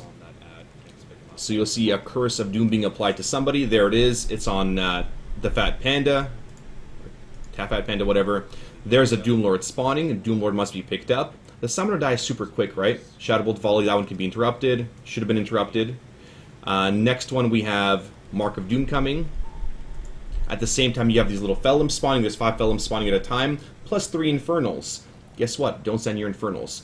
Now you'll see this big purple circle. That is the Mark of Doom. Do not be in that circle. If Mark of Doom is on you, run away from the raid, and the next Shadow Bolt Volley can pop it. So you see 3 Marks of Doom out there. Those players have to run out. Except what happened here was, I think Karnik or somebody else who got Mark of Doom on Schaumburg, Firemancer, Karnik, they're probably standing in a really bad spot, and they popped it. So they took raid-wide or they took some kind of damage that popped them. Luckily, we did have a cooldown running, and people were split up enough that they didn't kill them. Get out of here. So, that was Mark of Doom being popped. Look how low my raid got. I think Karnik got too close to the Infernal, maybe, or they took damage from the Fel Blast. Again, interruptible damage. You can leg sweep these things. Easy to deal with, but again, it's mechanics. Don't stack on Sparty for Mark of Doom, I swear to God. Yeah, and this was his Spirit Shell pull. So, guys, don't look at disc numbers here. He was Spirit Shelling the entire raid. He was cheating. Again, if you're near an Infernal, move away from it. It's not going to move away from you. Kill Imps. So, what we're going to do here is we're going to leave the Infernals. You don't have to stick around and kill the Infernals because they're going to keep respawning. Go right to the next one. So here we have 2 Druids. They should be rotating their Stampedes. Let's see what happens. Firely throws out a Stampede. Fantastic. And watch. You'll see the Infernals come with us there. Now they all spawn in melee. That sucks for melee. That sucks. Because now you're going to have Infernals and you're not going to be able to DPS. But I'm pretty sure Ariana's able to grip them. Well, they die anyway. They died pretty quick. Just don't spawn under them. Hey, guess what? More Imps. Deal with more Imps. Dot them up. Boomkins. Shadow Priests. Have fun. Cleave them. And here are the Infernals again. Make sure you're not standing near them. You see me not standing near one because I'm, I've got a decent brain. The Summoner dies pretty quickly. He stops spawning the Imps as well. And we move on to the next one. Next Stampede. So Roshi's Stampede goes out this time. And move on to the purple one. They will follow you. Don't worry about DPSing them. It's not a race, but it's a waste of time to stay with them. Felum Sarcastic here, you can interrupt them, stun them. I threw out a couple stuns here. There's Infernals spawning now or being moved. And now they're at half-life. That one was knocked away by Roshi. That was a really good move by Roshi, knocking it away. A little bit close to melee, but that was a good knockback by our Druid. So again, we continue killing the Summoner. And Phase 1 is over. At this point, what is there to DPS? You're not going to sit there with your thumb up your ass. You're going to DPS and clean up these ads. So here we clean up the ads. Clean them up. There. And while Manoroth is spawning, we're still cleaning up ads. I'm going to go through the rest of the encounter here with you guys, or phase by phase at least. You have to clear the Mark of Doom, though, because you die after 15 seconds if you don't clear it. Yeah, so good question, though, from Roshi, is why don't you just, leave the Mark of Doom, let it expire. If you don't get rid of it, you will die. Whereas phase 1... Doom Lord, yeah. If the Mark of Doom expires naturally, then the target is killed. The target is doomed. Like, you're dead. You're dead, man. Don't do it, guys. So, Manoroth has a lot of fun abilities. And by fun, I mean really annoying and really hard to see. Now, for some of you that are colorblind, like Ascendance here, one of my new mage apps, it might be somewhat difficult for you to see. Maybe you can put it on, like, Unicorn colorblind mode. One of the first abilities here, yeah, he does his Infernal still. You'll still see lots of Infernals spawning throughout the entire phase, or multiple phases here. Now, one of the first abilities here is Shadow Force. For those of you that remember Lei Shen, so the boss is tanked in the middle, he will push you off this platform. I guarantee he will knock you off this if you're not paying attention. Again, I don't want to show you guys a test, but you will fall off and you will die. There is no invisible wall here. This isn't, you know, LFR. On LFR, there must be an invisible wall. It will push you off, run against it, it'll give you a speed burst afterwards. You are taking constant damage. No real way to avoid it. Can't, you know, I'm pretty sure you can't racial it, or you can't use your immunities to get rid of it. Just keep running against it. It has a tank ability as well, Glaive Thrust and Glaive Blast. Tank abilities, make sure you use your active mitigation, I believe, here for Glaive Thrust. Otherwise, you get a puncture wound, easy to dodge. You guys know how to hit your Shield of the Righteous, right? Or your various many Death Knight shields, or your Guard, or whatever you monks use. The other ability is Massive Blast. It is a big frontal attack, a huge frontal one. You take additional damage and you do get knocked back. You don't get knocked off the platform, which is why part of the reason you tank him right here.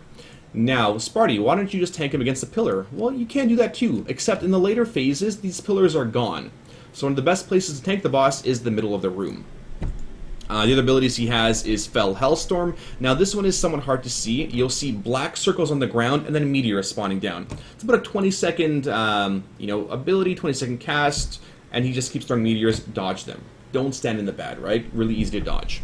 The other thing is Manoroth's Gaze. Now Manoroth's Gaze is a really annoying ability. It will fear you. It will fear you. It is breakable. You can use your human racial. You can use your your immunities. You can dispel it as well. Apparently I wasn't able to dispel it, but apparently you could. Primetime here says he dispelled it with Mass Dispel. I'm not sure if that's intended. Now what happens is, depending on wherever you're standing, this is an important keyword here, depending on wherever you're standing, you will run to the closest wall, closest ledge, and you'll get feared off that ledge. It will remove itself, for however many seconds, but when it does expire, it does damage to how many players that were inside that circle. In the first few phases, you want to have your ranged DPS and healers run in these circles, because you want to split that damage. Use your personal cooldowns. One thing you probably don't want to do is have everybody stacked in and everybody get into one, because it can be potentially a lot of damage. It's 200,000 damage split between all players. 2 people, 100,000 damage. The bigger your raid gets, the more damage it is too. In our raid, it was like 300,000, 400,000 damage split between however many players we had in there. If Manoroth's Gaze is out, it is every single person, that includes you dumb DPS, it is your job as well to run into those Manoroth's Gaze to save your friends. They will die on their own. Okay, they will die on their own if you don't go in there to help soak the gazes, which means use your speed of lights, use your speed cooldowns to run into them. This also means that unless you're, if your name is Krillpungs, and this happened when I brought him into one of my raids, if your raid should be somewhat close together. This is my raid, close together. Spread out in a bit of a, semicircle around the boss. Fairly close. You don't want to be where Krillpungs was and be off to the side over here. Because guess what? My raid's on this side getting feared this way. He's getting feared this way. No one's going to catch him. He will die. And in this video, I think it's this one, I can't remember, you will see him die off by himself. So use your cooldowns, save these people with Manoroth's Gaze. That's the priority. And the last ability is his Fel Seeker. Fel Seeker, he throws on a ranged DPS or a healer. It does a circle of damage. You can dodge it. It grows bigger and bigger and bigger. The first thing, it inflicts 100,000 damage in a small radius, then 125 in a medium, and then finally 180 in a large one. Make sure you run away from it. Stop what you're doing, run away. But save your, you don't need a big speed burst to get away from it. It is really easy to dodge. That includes melee. You will run away from it. So, I will show you the next phase of this encounter here. So this is Phase 2 of Manoroth. So he's spawning right now. We're cleaning up the ads. 2 minute cities are coming up right. Use them all. Cleaning up ads still. He's not activatable. There he is. Now he's actionable. Now we're all going to be fairly close. First ability that's going to happen is Fel Hellstorm. Watch what happens. See how hard it is to see. Now, my graphics are on fairly decent on PTR. When I'm streaming, it's still pretty decent. But you'll see that it is somewhat hard to see, especially on the grades here. Look for the black circles. They can be quite hard to see, especially in the healing rain. It is really hard to see along these grates. It is. Yeah, along the grates there, it's really tough to see. They need to make it much better to see. Gazes. Here's Gazes. So this is Gaze right now. You see Ganner off to the side there. He was a little bit far from the raid. Blastoise, Roshi are together. I know people are running right now to get to Ganner, so he doesn't die by himself. Let's see what happens. Never mind, I changed my mind. I helped these guys. So we had 2 players, Driaz with Dispersion, somebody else helped out Ganor. Other players helped out the 2 guys that were close together. So Fel Seeker will be next. So all these abilities are timed. It's very predictable, not a tough one. There's Fel Seeker, a small explosion, medium explosion, large explosion. I got hit by the small one. Next ability is Imps. Or sorry, the Infernals. Infernals, they're not hard to deal with. Dot 'em up. Boomkins, enjoy them. Shadow Priest, enjoy them as well. Hellstorm again. There's Hellstorm coming down. Again, not... I mean, it's a little bit tougher to see, but in all the little green healing circles. Feel free to cleave things down. Chaos Bolt them, go for it. All you guys. Again, stun these imps, try to throw up Shadow Furies, or have some kind of rotation so you're not taking the additional damage. Here comes Gazes again.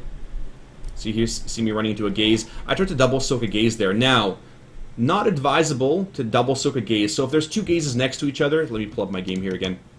If there's 2 Gazes next to each other, one right here and one right here, and the circles, sort of overlapping, you can soak both. You will take damage from both. If you're going to do that, make sure you're full life and you have, a big cooldown like Divine Protection. Right? 40% less magic damage. So you can't just be really careful, use your brains, you make it a good judgment call. If you make a mistake, you make a mistake, right? So again, lots of ads here. Look, I'm a dumbass. I was standing next to the Infernals. I nearly died. Like, that was really dumb. I ran into it. I wasn't, paying attention. Hellstorm again. There. And of course, if the Infernals were still up, it would be tougher to move, because that would be one place we would not be able to move. So, clean up ads, get on the boss. This is a long, long fight. There's Hellstorm again. There's Infernals spawning. Now there's a Fel Seeker coming up. So again, it spawns near the ranged DPS on the left side there. It's going to get bigger. Fel Seeker, move away from it, big circle. So again, it's predictive patterns. You'll see these improve. The strats improve as many guilds get it down. Infernals and Imps and Stuns and Grips. Next ability here will be a Gaze. So here's what happens. This is important. There are Infernals. Guess where everybody's... Okay, if you guys can see my mouse cursor on the left side there, you'll see Frosted, which is Krillpunks. Krillpunks, I'm just giving you a hard time. He's off by himself. The raids should be close together. Prior to a Gaze going out, the raids should be close together, so you are in a predictive path for that Gaze. If there are Infernals near you, and it may happen, just shift the raid over a little bit, but shift as a group. Check out what happens here to the mage that is off by himself in Somalia land. Because Gaze is going to target him. Wait for Gazes next. Watch that Infernal. There's Hellstorm. There's the Gaze. Guess who got it? Frosted, Idealizing Fireleaf. Always assume abilities are going to land on you, for the love of God. I tell you guys every single time. Plan on that ability hitting you. How are you going to deal with it? What is your plan 5 seconds from now? Yes, you're doing your DPS rotation, you're doing all that stuff, but what is your plan to deal with that ability? You're in the wrong spot. Guess what happens to Frosted here? He's dead. He's dead, Jim. Fibberlow. Congrats. I thought it was Fibberlow. It wasn't Fibberlow. It was Frosted. I was giving him a hard time. Frosted. Yeah, it was Frosted. So again, next ability here will be Implosion, Infernals, clean up ads. It's just a rinse, repeat. Rinse, repeat. It is a long phase. It is, I mean, it can be a boring phase, but it is a long phase. He has a ton of life. A crap ton. Next ability here will be... You got it at the Imps, but yeah. Imps, ads, yeah. And should be Hellstorm again soon. You were out of position, man. You know what? You're out of position. I was giving Krillpunks a hard time. Yeah. Have we gone to phase 2 yet? I think we might have. Or phase 3, rather. There's Hellstorm again. Okay, we're going to go back to the abilities in a sec here. Here comes Shadow Force. So this is the Shadow Force ability that I was talking about earlier. Check this out. See how it's pushing me off? I'm trying to run against it. It's going to keep going, stronger, pushing me off. That's a butt clencher there, then it runs into you, or then it gives you a speed burst to get back there really quickly. There's Manoroth's Gazes again. Look, I'm going to overlap these. Again, I had my Divine Protection up for that one, for those of you that saw. My Divine Protection still has 2 seconds left. We're going to shift away from the Infernals. We're going to DPS them down still. Chaos Bolt them for sure, because Deathstroke's the #1 Warlock spec right now, right? And you guys will like Deathstroke. Deathstroke is fun and boring. I enjoy it. So that is okay. Let's go. Let's pause there for a second. Let me pause this there. Okay. So later on, so these things do get empowered as he starts destroying these pillars. You can't run at them, so you can't just get pushed back into a pillar because it will not be there to save your ass. he does start, you know, empowering them, empowering his abilities here throughout most of the stuff here. So in his later phases, he empowered Shadow Force. He hits every player, and again, it does more damage. Glaive combo as well, way more damage, hitting more of this. Hellstorm in that one of the last phases there. When he does get his full energy back, he just non-stop Hellstorm. That is, again, your burn phase. Another fight where you would save Heroism until the last burn. Manoroth's Gaze, I'll talk about that one in a second. Fel Seeker, again, doing much more damage. So the empowered versions are a little bit different. So it does do more damage. The empowered, Shadow Force, it does push off players off. The same thing, empowered Glaive Thrust, more damage. Massive thing here as well is will cause 3 waves of Massive Blast to push people back. The empowered Fellstorm, it just continues to keep going over time. So it is a burn phase. The Manoroth's Gaze, the Fel Seeker, it does, you know, small damage, big damage, large damage. The empowered Fel Seeker inflicts additional damage to all enemies based on distance from the point of impact. So be as far as you can during that last phase from the empowered Fel Seeker. And now, the most important one in this phase here is empowered Manoroth's Gaze. This is really important. So ideally, in the first couple phases of the encounter, we wanted as many people as we could to stand those Manoroth's Gazes, right? To split damage. In phase 4, you want to have the minimum number of people to soak that gaze. So it does still split damage. However, the more people that are stacking in that Manoroth's Gaze, it'll drop a big but like a big void zone on the ground that does a lot of damage. So if you have 10 people standing in a Manoroth's Gaze, you'll have a shit ton of damage. So the way we did to counteract this is we had just our ranging healers, our melee continued DPS the boss, but just our ranging healers dealt with Manoroth's Gaze. But that was, that's most of the encounter in a nutshell. I'll go through the rest of it as it happens here. The boss is currently at 40%. So check it out here. So here, there's another Fel Seeker. It's bigger. We're going to recollapse again. So now the group, we're going to collapse a little bit better. Shadow Force will be next. Watch this, what happens here. There's Shadow Force first. Shadow Force. It's pushing these guys off. And now we have some more Infernals. So, this is what happens, what I talked about earlier. Infernals spawn on your raid because you're stacked in for Gaze, right? So shift as a raid to the right side. Some people went to the left side there. Driaz, some of our mages, they went to the wrong side. So there's Manoroth's Gaze. Driaz went off to herself there. This is still, the first couple phases of it. As he gets more empowered, these Infernals will stop spawning. So I can't remember what percentages it was, but it's, as you go through the fight. He's at 40% now. This would be the last set of Infernals, I think. Fel Seeker run away. So here, they spawned in not a great spot. You run between the Infernals to take minimum damage. Hellstorm will be next.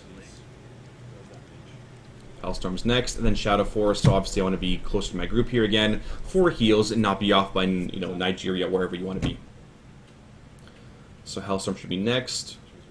Alright, so here, we have a Hellstorm first, it'll be non-stop. Gaze groups, make sure you look at your gaze groups. So now he's empowered. You see how his skin changed? For those of you watching, let's take a look here. So look at his skin now, and this is going to be his last phase when he breaks that last pillar. There, his skin gets all glowy, and now you are in that final phase of the boss, I believe. Yeah, good boomkin fight, it is. So Hellstorm first, then they'll deal with a Gaze, so you keep dodging these. Hellstorm just keeps coming. It just keeps coming non-stop here. Non-stop, so you just gotta keep dodging. Those are the waves, so you see those little purple waves coming out? He throws 3 of them out here because it is all empowered. And again, this is the more hero fight. There's the Gazes. Now you see myself. So what we did was we split up groups. There. So we split up groups based on 3 different groups. So groups 2, 3, and 4. And we'd have enough soakers in each group. It's not the best strat because, you might have 3 people in one group get the Gaze. And we tried to split up people as much as we could to soak the damage. So I took about half my life in damage, even through Divine Protection there. And it was myself, Bran, and Ganor. Looks like, yeah, soaking a Gaze. And look what happens. These puddles, you see how some of those... Look how many people are on the green side, like 5 of them. That is 5 people soaking a Gaze. That is a lot of damage, and now we can't use this section. We can't use the left side. Here comes Shadow Force and the entire raid. Everyone's getting pushed away. There, now continue dodging Hellfire, or the Hellstorms rather. Keep burning the boss. Continue dodging stuff as much as you can. People are dying off because they're off by themselves, getting hit. Fel Seeker again. So again, it's a big one. Lots of damage here. Start using personal cooldowns. We're going to have one more Manoroth's Gaze here. So check this last one out. Positions. We are using this section here. You see I'm communicating to my raid where we're going to stand. There's Gaze on me. I could bubble this one. Once I saw those guys that were in there, Driaz and a Hunter and myself, I think I bubbled. I bubbled myself to pop that Gaze right away, because I knew we could soak that damage and we would cause a small circle on the ground. And now you can see, sort of like on Black Hand, more and more of the room is going to get occupied. And so there is a bit of a soft and rage element to this. And then back in, and then we kill the boss. So that is Manoroth in a nutshell. A lot of the abilities do repeat over time, but it is pretty fun. Again, it's preventable. Be in the right spot. Every single freaking fight I tell you guys, be in the right goddamn spot. If you're out of position, I will Michael J. Fox you across the face. Just drive my DeLorean all over you. So that in a nutshell is some of the last three of the last 4 encounters of Hellfire Citadel that I've shown you guys. Are there any questions about those ones? What is the white shit? The white shit is what spawns in that last phase flak attack. That the more people that are in it, the bigger the white shit is. The white shit does damage. Where is it here? Manoroth's Graze. A pool of gazing shadows is what it's called. Pool of gazing shadows. It does damage to you. Powered Fel Seeker. Yeah, so I mean, the bigger the pool is, you can't use that side of the room now because too many of you were standing in it. And I showed you guys the green triangle group. They were in a huge puddle and spawned a massive puddle of, Manoroth's piss. So, what else here? What about LFR DPS? What are the questions? Yes, we have weak auras available. They are there thanks to Fibrilo. For those of you that need Tier 18 weak auras, Fibrilo, one of our subs, great EU guy, great raider, he's now in US in our Zeros to Heroes Guild, has created those weak auras for you guys. These are all the weak auras with an explanation of how to use them for all the bosses. Share it. Sharing is caring. Give it to your raiders, give it to your friends. Please use it. It's a great compilation of weak auras, and they do work. So, there you go, guys. What order will be attacking the boss? In sequential order. There is not much choice in terms of which bosses you can do from first to end. Now, I mean, I could go through Archimonde here. Archimonde, I mean, Fat Boss lays it out pretty easily. I don't have real-life experience with Archimonde because I didn't test it, but I can go through some of the abilities if you guys want me to, or I can sort of conclude Coach's Corner and go through questions and prep for 6.2. It's one of the few bosses I did not actually test because, unfortunately, like some EU people, I have a job. Isn't that the Americans thing, what Americans say? Why EU always beats them? Because Americans have a job and we work too much? I mean, I'm a Canadian, but no, I just had to work that day, so. Yeah, I mean, Archimonde in a nutshell, I mean, I can go through the Fat Boss video. I have it pulled up here ready to go for you guys. What to prioritize. What do I always tell you guys to prioritize? What do I tell you DPS? What is most deadly to least deadly? If there's ads up, guaranteed you're going to be killing them. Guaranteed. But let me know if you guys want me to go through Archimonde, and otherwise we'll go through any more questions here. What percent does he transition? I believe it's 30 or 40%. It depends on which phase. So he goes through the first phase, which is killing the ads. Then he periodically destroys these Fel Spires. I can't recall which percentages it is. I think it's like something like 70 and 40 or something like that, or 75 and 50 and 30, something like that. Thanks, L-Dog. Have you checked your Twitch messages at all, or would you rather message you game? I never check them. I've been so busy with work that I never check them. Mechanics over DPS, exactly, Ben Shiny, exactly. Yeah, ads hurt. You know what? We'll go over this. I'll give credit to Fat Boss here for this video. The EU guys and Fat Boss with their funny little accents and their massive amount of swearing. We'll watch this together, guys. Fat Boss does throw up some really good guides there for the most part. There's also an ability called Shadow Blast. It's kind of like a volley that goes on. So here we'll go through. I mean, it has multiple phases. Shadow Blast does damage to players and leaves a debuff on them. It's gonna be just a healing check. But this is Archimonde here. The raid is generally split up or spread out. It is not a stacked encounter by any means. Lots of ads here. Gromash, Urel, and Khadgar help out on the fight, but they're mostly useless. Doomfire Spirits. This thing right here. That is one of the deadliest abilities on this fight. you must DPS it down. Again, this whole tier is all about burst. Kill Rock, all about burst. You guys don't want to be affliction on these things. Come on, Warlocks. You want to be destruction. We can burst the shit out of things. So here is more Doomfire Spirits. If you stand in this fight, it will do a large amount of damage to you, and also. So they do spawn little fire there. You know, little Doomfires from old Archimonde. There's another ad spawning here. That is the Death Caller. You want to DPS those guys next. Again, constant DPS switches to new targets.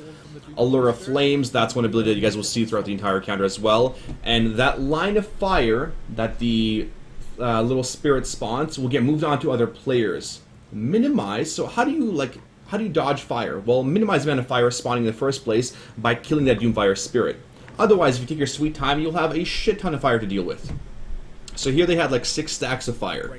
See how it targets the people and spawns more green shit on the ground, and it will grow, and it's it's really, really annoying. Not enough Doomfire spirits have existed, but towards the end of the fight, you're going to have so much fire, and when it does move, it will always land in very small clumps. Here. And so one thing they did on this group is they had 2 different run points. So basically, your raid group is on one section dealing with the fire. Once fire spawns there, the entire raid shifts. Movement sucks for DPS. I know you guys, you hate movement, but just go back and forth as a group. Most guilds are going to go with the Fat Boss video first. Out and move very, very quickly. The way that we deal with this ability across the entire fight is that we just move between 2 different. Yeah, like they say here, they move between left and right sides. I'll turn this up for you guys. This probably isn't the best strategy. No, it's not the best strategy, but you guys will see other strats of just potentially cycling the raid around rather than moving from one side to another, but for their thing, it was fine. Again, Doomfire Spirits are the priority here. You see the Fat Boss Hunter guy. Now this is the fun ability here. This one is very similar to the burst that was on Old Archimonde, and part of the reason why you must be split apart, because you want to minimize the amount of people that get knocked up in the air, and when they are falling down, you need to catch them. Don't weigh a lot. So that damage is split between players that are standing under that person. So watch what happens here. They get knocked up in the air, and then people take damage based on how many people are split there. So if there's a circle near you, try to run into it so your friends take less damage. Really easy to deal with though, but do stand in that stuff. You do want to stand in the bad in this situation. So again, depending on your raid size, it's more damage. You want to have more people standing in the knock-up there. You see how they run into them? And there. You threw an SLT down. That was very minimal damage. Doomfire Spirit spawns, blow it up. It is your top DPS friggin' priority thing to kill. Once you've dealt with all those abilities and you've got the boss to around 85%, this is when you'll get your second part of Phase 1. During this time, the boss and so the next phase starts here. He'll gain an extra one called Desecrate. This will spawn pillars underneath him that will deal ticking damage to the entire raid. Now these pillars can't be destroyed by players, however, Yrel will start to kill them. Each time. And so I guess, it's a fun little lore ability. Yrel gets to kill the pillars. Why, you know what? I'd rather not deal with pillars and not deal with Yrel. I know you guys love Yrel because she's awesome. Just no pillars, no Yrel, we're fine. We don't need, to be sidekicks of these guys. Yrel destroys one of them. A couple of orbs will spray out of them, and if you run over them, you'll get a buff that makes you immune to shadow damage, and will also give you 30% increased movement speed for roughly 20 seconds. So when Yrel does blow this up with her big, massive paladin hammer, you try to run over to an orb, you take less damage, you have increased movement speed. You do want to soak those orbs wherever possible, so your raid will run through them. Going out on the raid doesn't really merit. There is a Doomfire Spirit again, must be DPS down. Getting battered by these death callers because of the stacking dot. And of course, if you're immune to shadow damage, well, you're not going to take any damage from that ability there you at go. all. So we just had there's another burst. You're going to soak for your friends. And there, your friends land on you. One of them died because he cratered. Yeah, it's definitely a Words of Mending fight. There's so much raid damage going out that tank damage, it'll be fine with just a beacon. Around 70% health. This is when you'll transition into Phase 2. Now, in Phase 2 starts around 70%. A couple abilities from Phase 1, one of them being Death Brand, so you will still have to deal with the Death Callers, but you will no longer have these spirits that spawn the fire. So you now and thankfully you don't have to deal with the spirits anymore. So the less fire you have, the easier you're going to have the further phases. From one side to another each time it's cast. And as you can see, again, there's the Allure of Flames that spawned on the raid. If you're collapsed, it makes it a lot easier. Then you shift away, and it's easier to deal with. So you might see cycling patterns where you move their raid around in a big circle, full or just back and forth from one marker to another. We'll see what most guilds decide to deal with and other things. But when you do run 30 yards away and remove the debuff, you'll deal a burst of damage. Now, this is the next one here to watch out for. So what they're talking about on Fat Boss is the... what is the ability called again? It is this chain ability. Where is it? Shackle Torment. Yes. So Shackle Torment, you will shackle players together. Now you want to break these shackles away, but you don't want to do it all at once, because if you do it all at once, everybody breaks their shackles, you do massive raid-wide damage. So you will call, as a raid leader, who should break their shackles.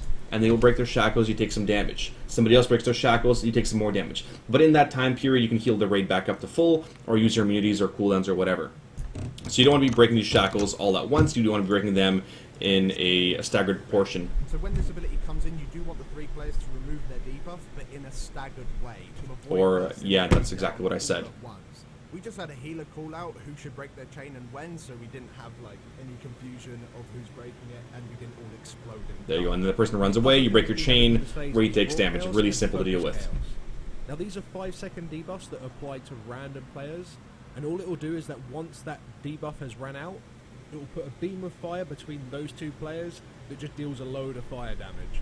Every time these pair of... So this next ability is the Rot Chaos. Now this is a fun little ability because it makes your DPS active and helps use their brains. Show that we go for Shackled Torment. Okay, one sec here. So this Rot Chaos, basically you bounce a ball between 2 players. A guy with fire, another guy with fire. It goes back and forth, and a new person. Think of this ability like Rawden's Balls. Do you guys remember Rawden's Balls? Where it jumped from one player to another player to another player. Same kind of style here. You don't want to be spawning that big beam of fire, that focus beam, through your raid and then killing them. You do want to jump in between one player and another, and obviously no space in between. Shackle Torment Weak Aura. I don't think I have the Weak Aura turned on, but I'm going to import it. Where's Archimonde? So let's take a look at the Shackle Torment Weak Aura that Below made for us. And by us, I mean us. So Weak Aura is here. Shackle Torment. This is the Shackle Torment Weak Aura right here. Big shackles! Make them bigger. You're not sure you have shackles there. You can see shackles right over your screen. So that is Shackle Torment Weak Aura. So, moving on to next abilities here. It's a long fight.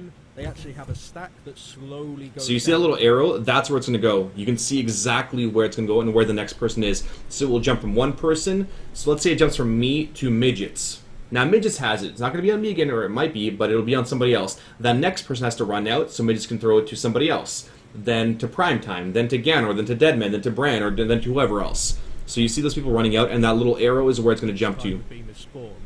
There, you see that big beam? Until the stacks have disappeared. Next person has to run out. Dealt with this mechanic is that we just have it did go back and forth, so it can go back and forth between the players. Because there's no reason not to be.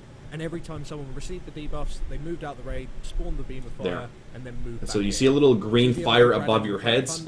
It'll make it a little bit more visible when DBM is, updated with markers or whatever else, or a big warning: fire on you, beam of fire on you, or M gets her VM running. Kill off the Death Caller while breaking your shackles in a staggered manner and moving out with the raw and focused chaos. So again, there's a lot going on during this phase, like Fat Boss is talking about. You deal with the Death Caller, you're dealing with your beams, you're dealing with your shackles, and you're dealing with the Allure of Flames, right? So just shifting the entire raid over, back and forth. So it's quite a bit to deal with, but again, staggered. Now for the next 15%, Allure of Flames, everybody shifts over. So one thing you don't want to do is cut off your entire raid. People have to run all the way around. They could have died because the 2 fire pools were too far away from each other. They don't really do anything, they just melee hit the tank, but each time their health is reduced by 25%, they'll do a burst of AoE to the raid. Now this didn't really seem to matter much, but I imagine if you chain this with like Shackled Torments or maybe a misplaced Raw Chaos, then it could... So yeah, each time their HP is lowered, they will explode on the raid, these little Dreadstalkers. You do want to stagger them a little bit, because again, when you're dealing with the Shackles as well, or the other phases as well, it's a lot of potential raid damage, so you need to control this phase. It's not a DPS burn, whatever. You must control at which point you break Shackles, as well as at which point you kill the little purple Dreadlock ads. It wasn't really a big deal at all. No, you you just kind of move if there's like a shadow circle underneath you and just cleave them down. And really, this just move away from shadow circles. At the same time, you're dealing with the beams of fire. You're dealing with quite a few abilities here. Make sure you continue to focus down the death callers in comparison to all the other adds. That was a little bit. So, what is your DPS priority? What are they saying? Your death callers. Death callers are most deadly to least deadly. Shackles are harming right now. Harming's going to run out.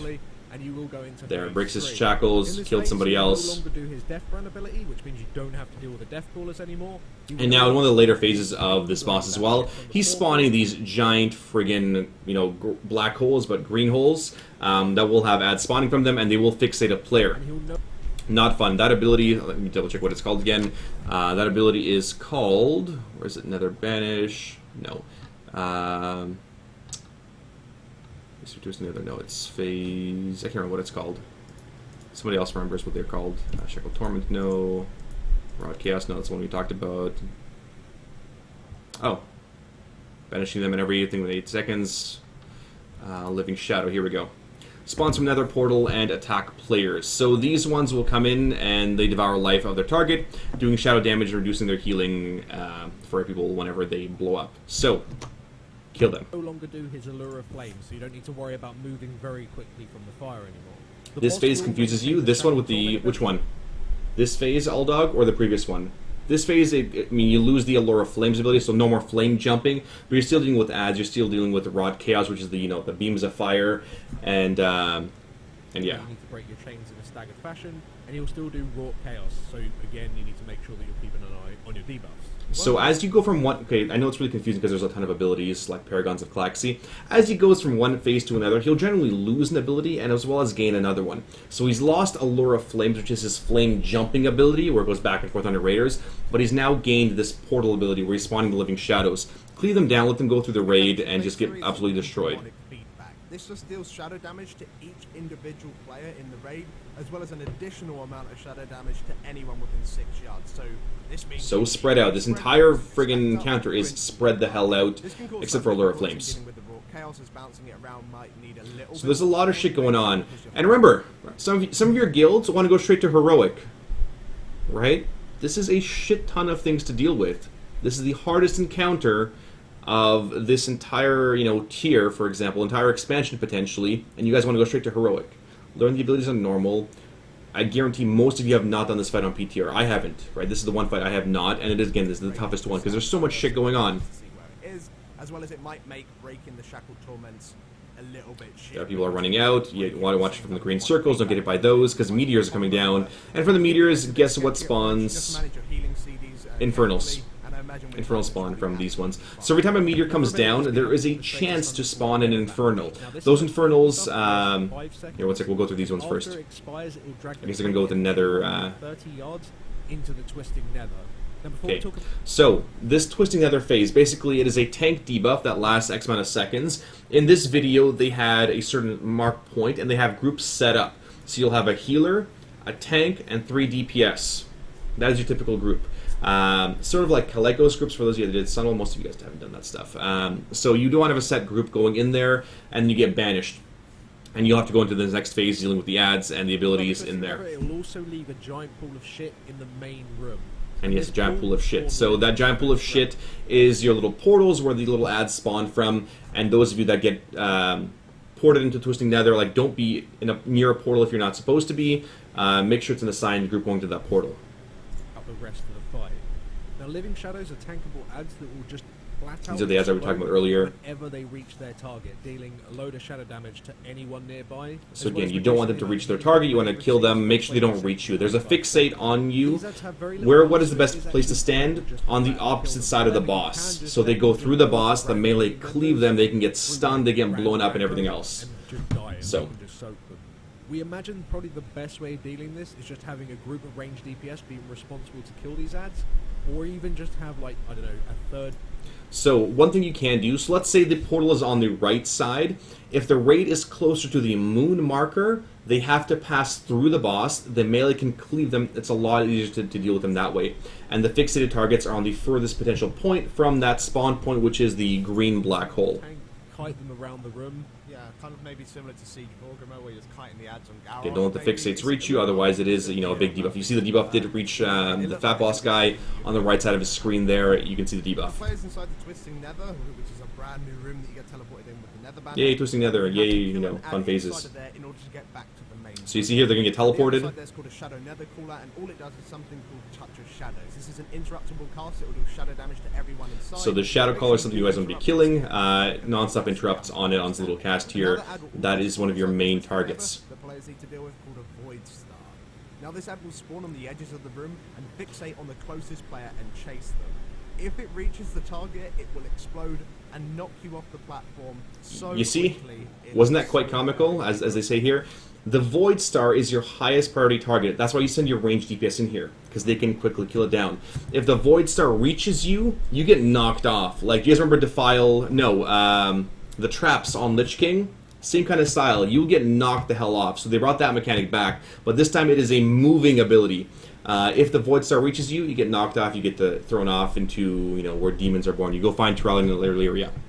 Absolutely flying if this reaches you. And you're very Yeah, you go absolutely flying. Again, you're dodging shit in this phase, you're interrupting stuff, but kill those void things. Hunters would be great going in this phase because they can quickly DPS on the move as well as DPS that Void Star down. And you see the Void Star is running after this guy, DPS it down before it reaches that person. There. And then you can DPS back on this thing. Touch of Shadows, interruptible again, so you want to put a melee for interrupts. And again, there's a Void. Again, don't be near it, don't let the fixated person get hit. You see how the person runs away, it's on the Mystiver right now. They run away, they don't get blown off the platform. And once you kill it, there should be a clickable thing, I believe, in the middle. There, yeah, the clickable rift. You don't have to worry about that Void Star anymore. You click it, you get out of there, and you come and rejoin your raid. Now, this is one of my pet peeves about this kind of style fight. There are two different zones. There is a friggin' loading... I know some of you guys have really shitty, you know, lemon computers or potato computers. There's a loading screen. Don't send Lurchy down, because he'll be out of there in about 5 minutes, guys. Just give him a sec. I mean, I don't know how bad the loading screen's going to be, but they shouldn't have loading screens on encounters like this. I know Shaw of Fear was another one where there's a really shitty loading screen. Garrosh was another one with a long loading screen for some people. It's really, really annoying. Loading screen's bad for these kinds of encounters. So again, kill the Void Star, especially as a ranged DPS. Melee, you're on the big guy, and you are interrupting. And obviously don't stand in shit. Once that is dead, it will just spawn a portal. You right-click on the portal and go back into the main room. Right to the portal, get back out there, and now there's a tank swap. So that new one just spawned. It does give you a debuff, so you can't go back in the portal, I believe. Maybe not, but yeah, you just go back and forth. So now group number 2 would be in that portal doing the same thing, and we'd come out of this phase. Stacked up on top of him, so they go inside the Twisting Nether to deal with the ad. And for any players that Don't are see the outside, potato. you need to make sure that you just nuke down any living shadows that spawn from the pool, or just soak them or whatever. Now when the boss hits 25%, this is when you'll get the last part of Phase 3. And this time he is super fucking pissed. Yeah, Oh, he's super fucking... Yeah, okay. He will cause several huge meteors to... So again, the meteors that I was talking to, every time they do hit the ground, there is a chance they will spawn an Infernal. Now when they did this fight here on PTR, the Infernals had so little life, we don't know how it's going to be on live, that you were able to easily cleave them down. Burn them down, not an issue. The issue though with the Infernals, and you'll see this in the video very soon, is that they heal for 8% every second. 8% max HP. So the goal may be here for one tank to tank them all and then taunt one over. So do you guys remember doing Yogg Saron? This is like a throwback to so many different fights here. Where you would tank one of those big adds of Yorsage around and you would pull one out, DPS it down. Pull the next one, DPS it down. You may want to have your other playwares help taunt them in because they are going to heal for a lot of HP. I'm not sure if most skills will have the DPS check for it. So have one tank with the Infernals, have the main tank pull them into the raid to get cleaved down. Next one, next one, next one. Because when they do reach 100 energy, so you can't leave them like tanked forever, they will blow up on the raid. And of course, you want to be DPSing all these things down. It's a lot to get through, which is why I recommend you guys do normal encounters first, especially if you haven't done PTR testing. Do normals first, get a good grasp of the mechanics, then your DPS will come, you'll get a lot more familiar, and then burn through heroics. That being said, though, we don't know. Yeah, and basically that's the entire fight for Archimonde. So you guys get a good gist of what's going on. Thank you, Fat Boss, for the videos, and yeah, I can't remember if they killed it here. I don't think they did. Again, Infernal spawning, at this point, like, do you do a DPS burn? Do you kill the ads? Well, you'd probably do a DPS burn on the boss here, the last 20 million. You would off-tank them somewhere else, because they're not going to get to 100 energy, and you'd continue killing the living shadows, or, you know, kite them away from you. So they had, like, a 5% wipe here on this boss. Cool. Any questions about Archimonde? Let me know. It would be more like the As and Garage, where everyone has to tank stuff. Potentially. I mean, I don't know how hard their melee swings were. A good point there by Fibrilo. You may have to just split up them apart and tank them or face tank them. I can't even remember if they were stunnable. I'm not sure because I didn't test that stuff myself. So, Starmite, thanks for resubbing 22 months in a row. Much appreciated. Do you plan on taking your guild normal first? Yes, that is the plan. Again, it does depend though. If the servers are really shitty, how much time I have. Like, I have roughly 12-ish hours, 12 to 16 hours next week to raid, to do 2 normal clears as well as 2 heroic clears. That may change based on what's going on. Thanks, Juan de la Sombra, for resubbing as well. Holy poly, I missed you, buddy. I missed you in your awesome Twitter picture. I'm going to have to blame Sparty for making me resub tonight to both his channel and Warcraft. Yes! Back to Warcraft. Hopefully it's not that bad. No, it's fun though. Like, this next raid tier should be a lot of fun. I'll be doing plenty of sub raids as well. I'll be doing plenty of viewer raids. The one thing that sucks is LFR is so gated. Like, it's 10 weeks for you guys in LFR to kill Archimonde.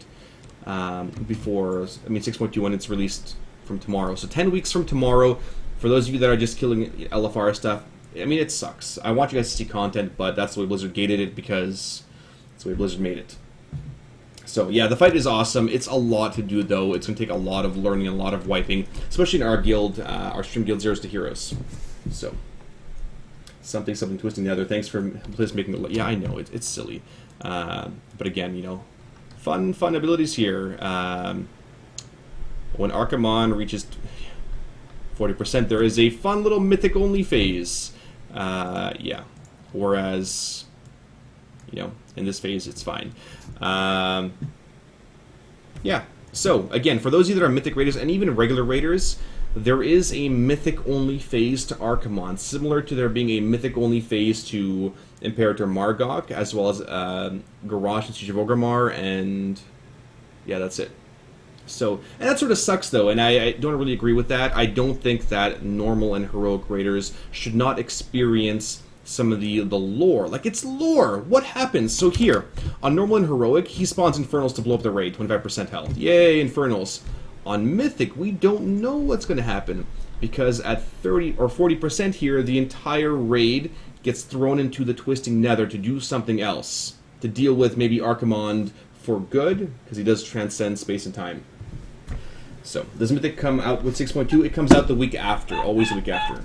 Holy Poly, welcome back. Thanks a ton. Much appreciated. Glad to have you back, Holy Poly. It's awesome. Is this Archimonde the same one from our timeline who got blown up by Wisps, correct? Or has Blizzard retracted that remark? So, what's his name? Alex Asfrazby, whatever his Raspberry dude. All demons transcend time and space. So, it is the same Archimonde. All demons exist in all potential realities, which sort of means that there's Dreadlords everywhere, there's multiple, you know, maybe a good guy Archimonde, like there's everything. Which explains why Prince Malchezaar, which is a demon, had Garrosh's axe. Is it Garrosh's axe? I can't remember. He had his axe. So in some weird timeline, you know, he killed him. Prince Malchezaar was around. Or in some weird timeline, like it's all crazy clusterfucky. I don't even know why they opened that big Pandora's box of shitty lore. So yeah, I mean, well, we killed his one body, then he gets sent back to Twisting Nether.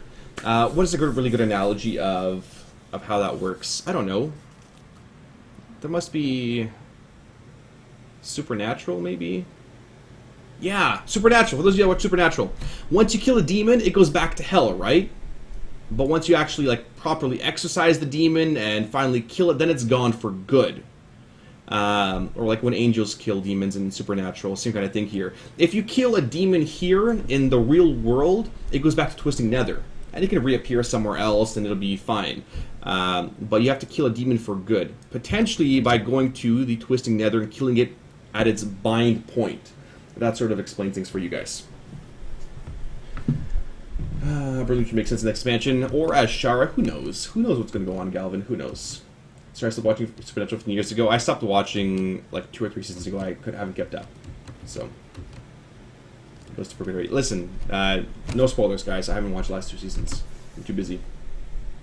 There's basically one Archimonde for the unlimited realities. That's the thing. Yeah, Agnomar is right. So there's one Archimonde, but he appears in every single potential dimension of things happening. He's in our timeline and this timeline and a million other timelines where Jaina's war chief and where what's his name, the little prince guy, Prince Anduin, is head of the Horde. Like, there's so many different alternate timelines that could potentially happen where Archimonde is present, or ones where he has destroyed the world, and potentially ours is the only one. I think that's somewhere in lore where our reality is the only one where the Burning Legion has not conquered us. Isn't that in the Blizzwatch blog somewhere? I'm sure somebody must have read it.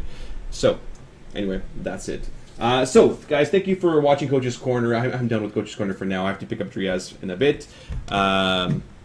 No, it's good. If you guys have any more questions from this boss? Nope, no more questions. Perfect. Thank you, midgets, as well. And Neth, if you're listening, if not, that sucks. Happy 9 years at Blizzard. This Coach's Corner was dedicated to you for making our community a better place. So, for those of you around, make sure you're on live service. You're prepping your garrison resources. You've done your flying quests, all that stuff. You've unlocked what you need to unlock for flying your treasures. I need to get more treasures for myself here. Make sure you have enough garrison resources for, let me log off here, for your shipyards. Get ready to do shipyards as well tomorrow. There's a lot of spreadsheets going out there. There's the weak cores as well. Please, you guys can thank Fibrilo for making these for you guys. Really awesome of him to make sure they're imported for tomorrow. Update your add-ons, update all that stuff. Expect things to break. Expect the servers to not come out early. So, which reality doesn't have these parallel universes and alternate stories and some actual lore? I like you. I like you, Lanassa. I like you a lot. That's exactly what I think. So, all these silly little lore things. So, yeah, 6.2 tomorrow. Expect the servers to be down for a while. By some miracle, they may be up on time. Have fun. But yeah, do your garrison resources, your stuff, make sure it's all stockpiled. I have a ton stockpiled right now. Get your shipyards, get that stuff done really quick. Work on your legendary rings, and then get to raiding. This is going to be like a crazy week for me, so I need to do some more guild stuff tonight. Reach out to some of my guildies, maybe some of them are around. Yeah, but thank you guys for watching. Thanks a ton. Stick around, make sure you follow the channel. I'd like to see you more in chat there and giving Blizz shit for their lore. Rep grinds for the infinite runes. Make sure your trading post, yes, trading posts. Make sure you guys have these ready to go for tomorrow, because the level 3 trading post gives you 20% more additional Draenor reps. And you want to have your little thing, your Draenor infinite runestone. You know these little augment runes, these ones that you're stocking up here as mythic and heroic raiders. Again, stop barking. Make sure you're stocked up, but do work on your reps, because there is an item that will replace all of these. You will have an infinite use runestone. Never have to buy them from the auction house again from those LFR plebs. When we kill him for good in the twisting the other in the past here in Warlords, what happens to him in the future? Is it only one reality that we kill? I don't know. It hasn't been answered. I think maybe they're just sort of like foot in mouth right now, because maybe Alex Raspberry was drunk one night and he's like spilling out random lore bullshit, and everybody takes his word as gospel. Who knows? It's Dave Kossak and Chris Metzen, which are some of the lore guys, but even they forget things too, right? So, yeah. You can't grind out the rune stone. You can't grind it out. No, it's capped rep, or there's dailies or whatever, so you can't. Does not give rep to killing mobs. Yeah, so it's quest rewards, so you can't just grind it out and just get their infinite rune stone right away. I think they said it's going to take roughly, what, like 3 weeks or something to get in? No, 4 or 5 weeks to get infinite rune stone, so have enough runes saved up in the meantime. Do you have all the weak cores imported in a single group? Do you not listen to me? I swear to God. Like, people that don't read... Dexter, listen, you dumb jackalope. The package is here if you want it all-in-one. I won't update it myself, so it might be updated. This paste bin right here, hopefully it's not, some kind of dick picture. Here are all the Hellfire Citadel weak cores. Right here. Right freaking here. All in one package. You lazy, illiterate bastards. Anyway, I have a ton to do here. Why stock up? Because you will not be getting it for about 4 or 5 weeks. Again, depending on your rep, depending on that kind of stuff. So, make sure... Yeah, I'm going to have to update the weak auras and update my own weak auras tonight and make sure I have my own self prepped here for 6.2 tomorrow. Brad, or B-Rad, thank you for subbing as well. Kinsada did the package. Oh, that's fantastic. Thank you, Kinsada. Thanks a ton. So, cool. Fantastic. Tomorrow we'll be streaming all this stuff. It'll be fun time raiding. It's, like, for me as a raid leader, it is extremely stressful. It's hectic because I have to kill 60... I don't know how many bosses. 40, 50 bosses in 4 days. I have to do all of them on normal and heroic, and it is really, really hectic. It's a ton of, like, it's loot and stuff to do, and like, it's a ton of prep to do as well, so... yeah. Tons of work. Yeah, thanks a lot, guys. Thanks, Shellstars, for watching. I'll be around on Zeros to Heroes. If you guys have questions in-game, I'll still be around in chat. I'll just be prepping my own stuff for tomorrow. It'd be really boring for you guys to watch me deal with my little main alt spreadsheet here. You know, I'm splitting my raids right now to maximize loot potential, to funnel raids. I gotta move these things around here based on who I want getting loot. Like, I have Loganis and Gano for prot. I have some, you know, bank users. I have a couple, like, I just need to figure out what's best for my guild in terms of who gets loot based off what's going to drop. So, fun times, fun times. Start with normal first tomorrow, guys, then do heroic. Otherwise, if you do heroic first, you might be kicking yourselves. You only benefit your raid from doing normals initially. So, yeah, and then the nerf to Blackhand does go up, or to Blackrock Furnace goes up tomorrow, 20% nerf. I will be selling Blackhand mounts and all that other stuff eventually. I want to make sure the rest of my guildies, including myself, get all the Blackhand mounts, because these guys do deserve them, as do I, for putting up with all the, you know, the bullshit. So, thanks for watching, guys. Thanks a lot. I'll be in-game to chat or in channel. Follow us here. Follow us on Twitter, Facebook, all that fun stuff. Thanks again, Neth, for 9 years of awesome Blizz service. Thanks a lot, guys. Hopefully you learned something. Be ready for 6.2 tomorrow. Lots and lots of stuff. Even Dexter get a mount. No, you don't, Dexter. Good night, guys. Thanks a lot for watching. Be excellent to each other. Follow us. Get some sleep for tomorrow. Get prepped. It's going to be an exciting new raid tier. Whoever you think will win, will win. We'll see. Good night. Be excellent to each other. And as always, live your life heroically. Good night, guys. Thanks a ton.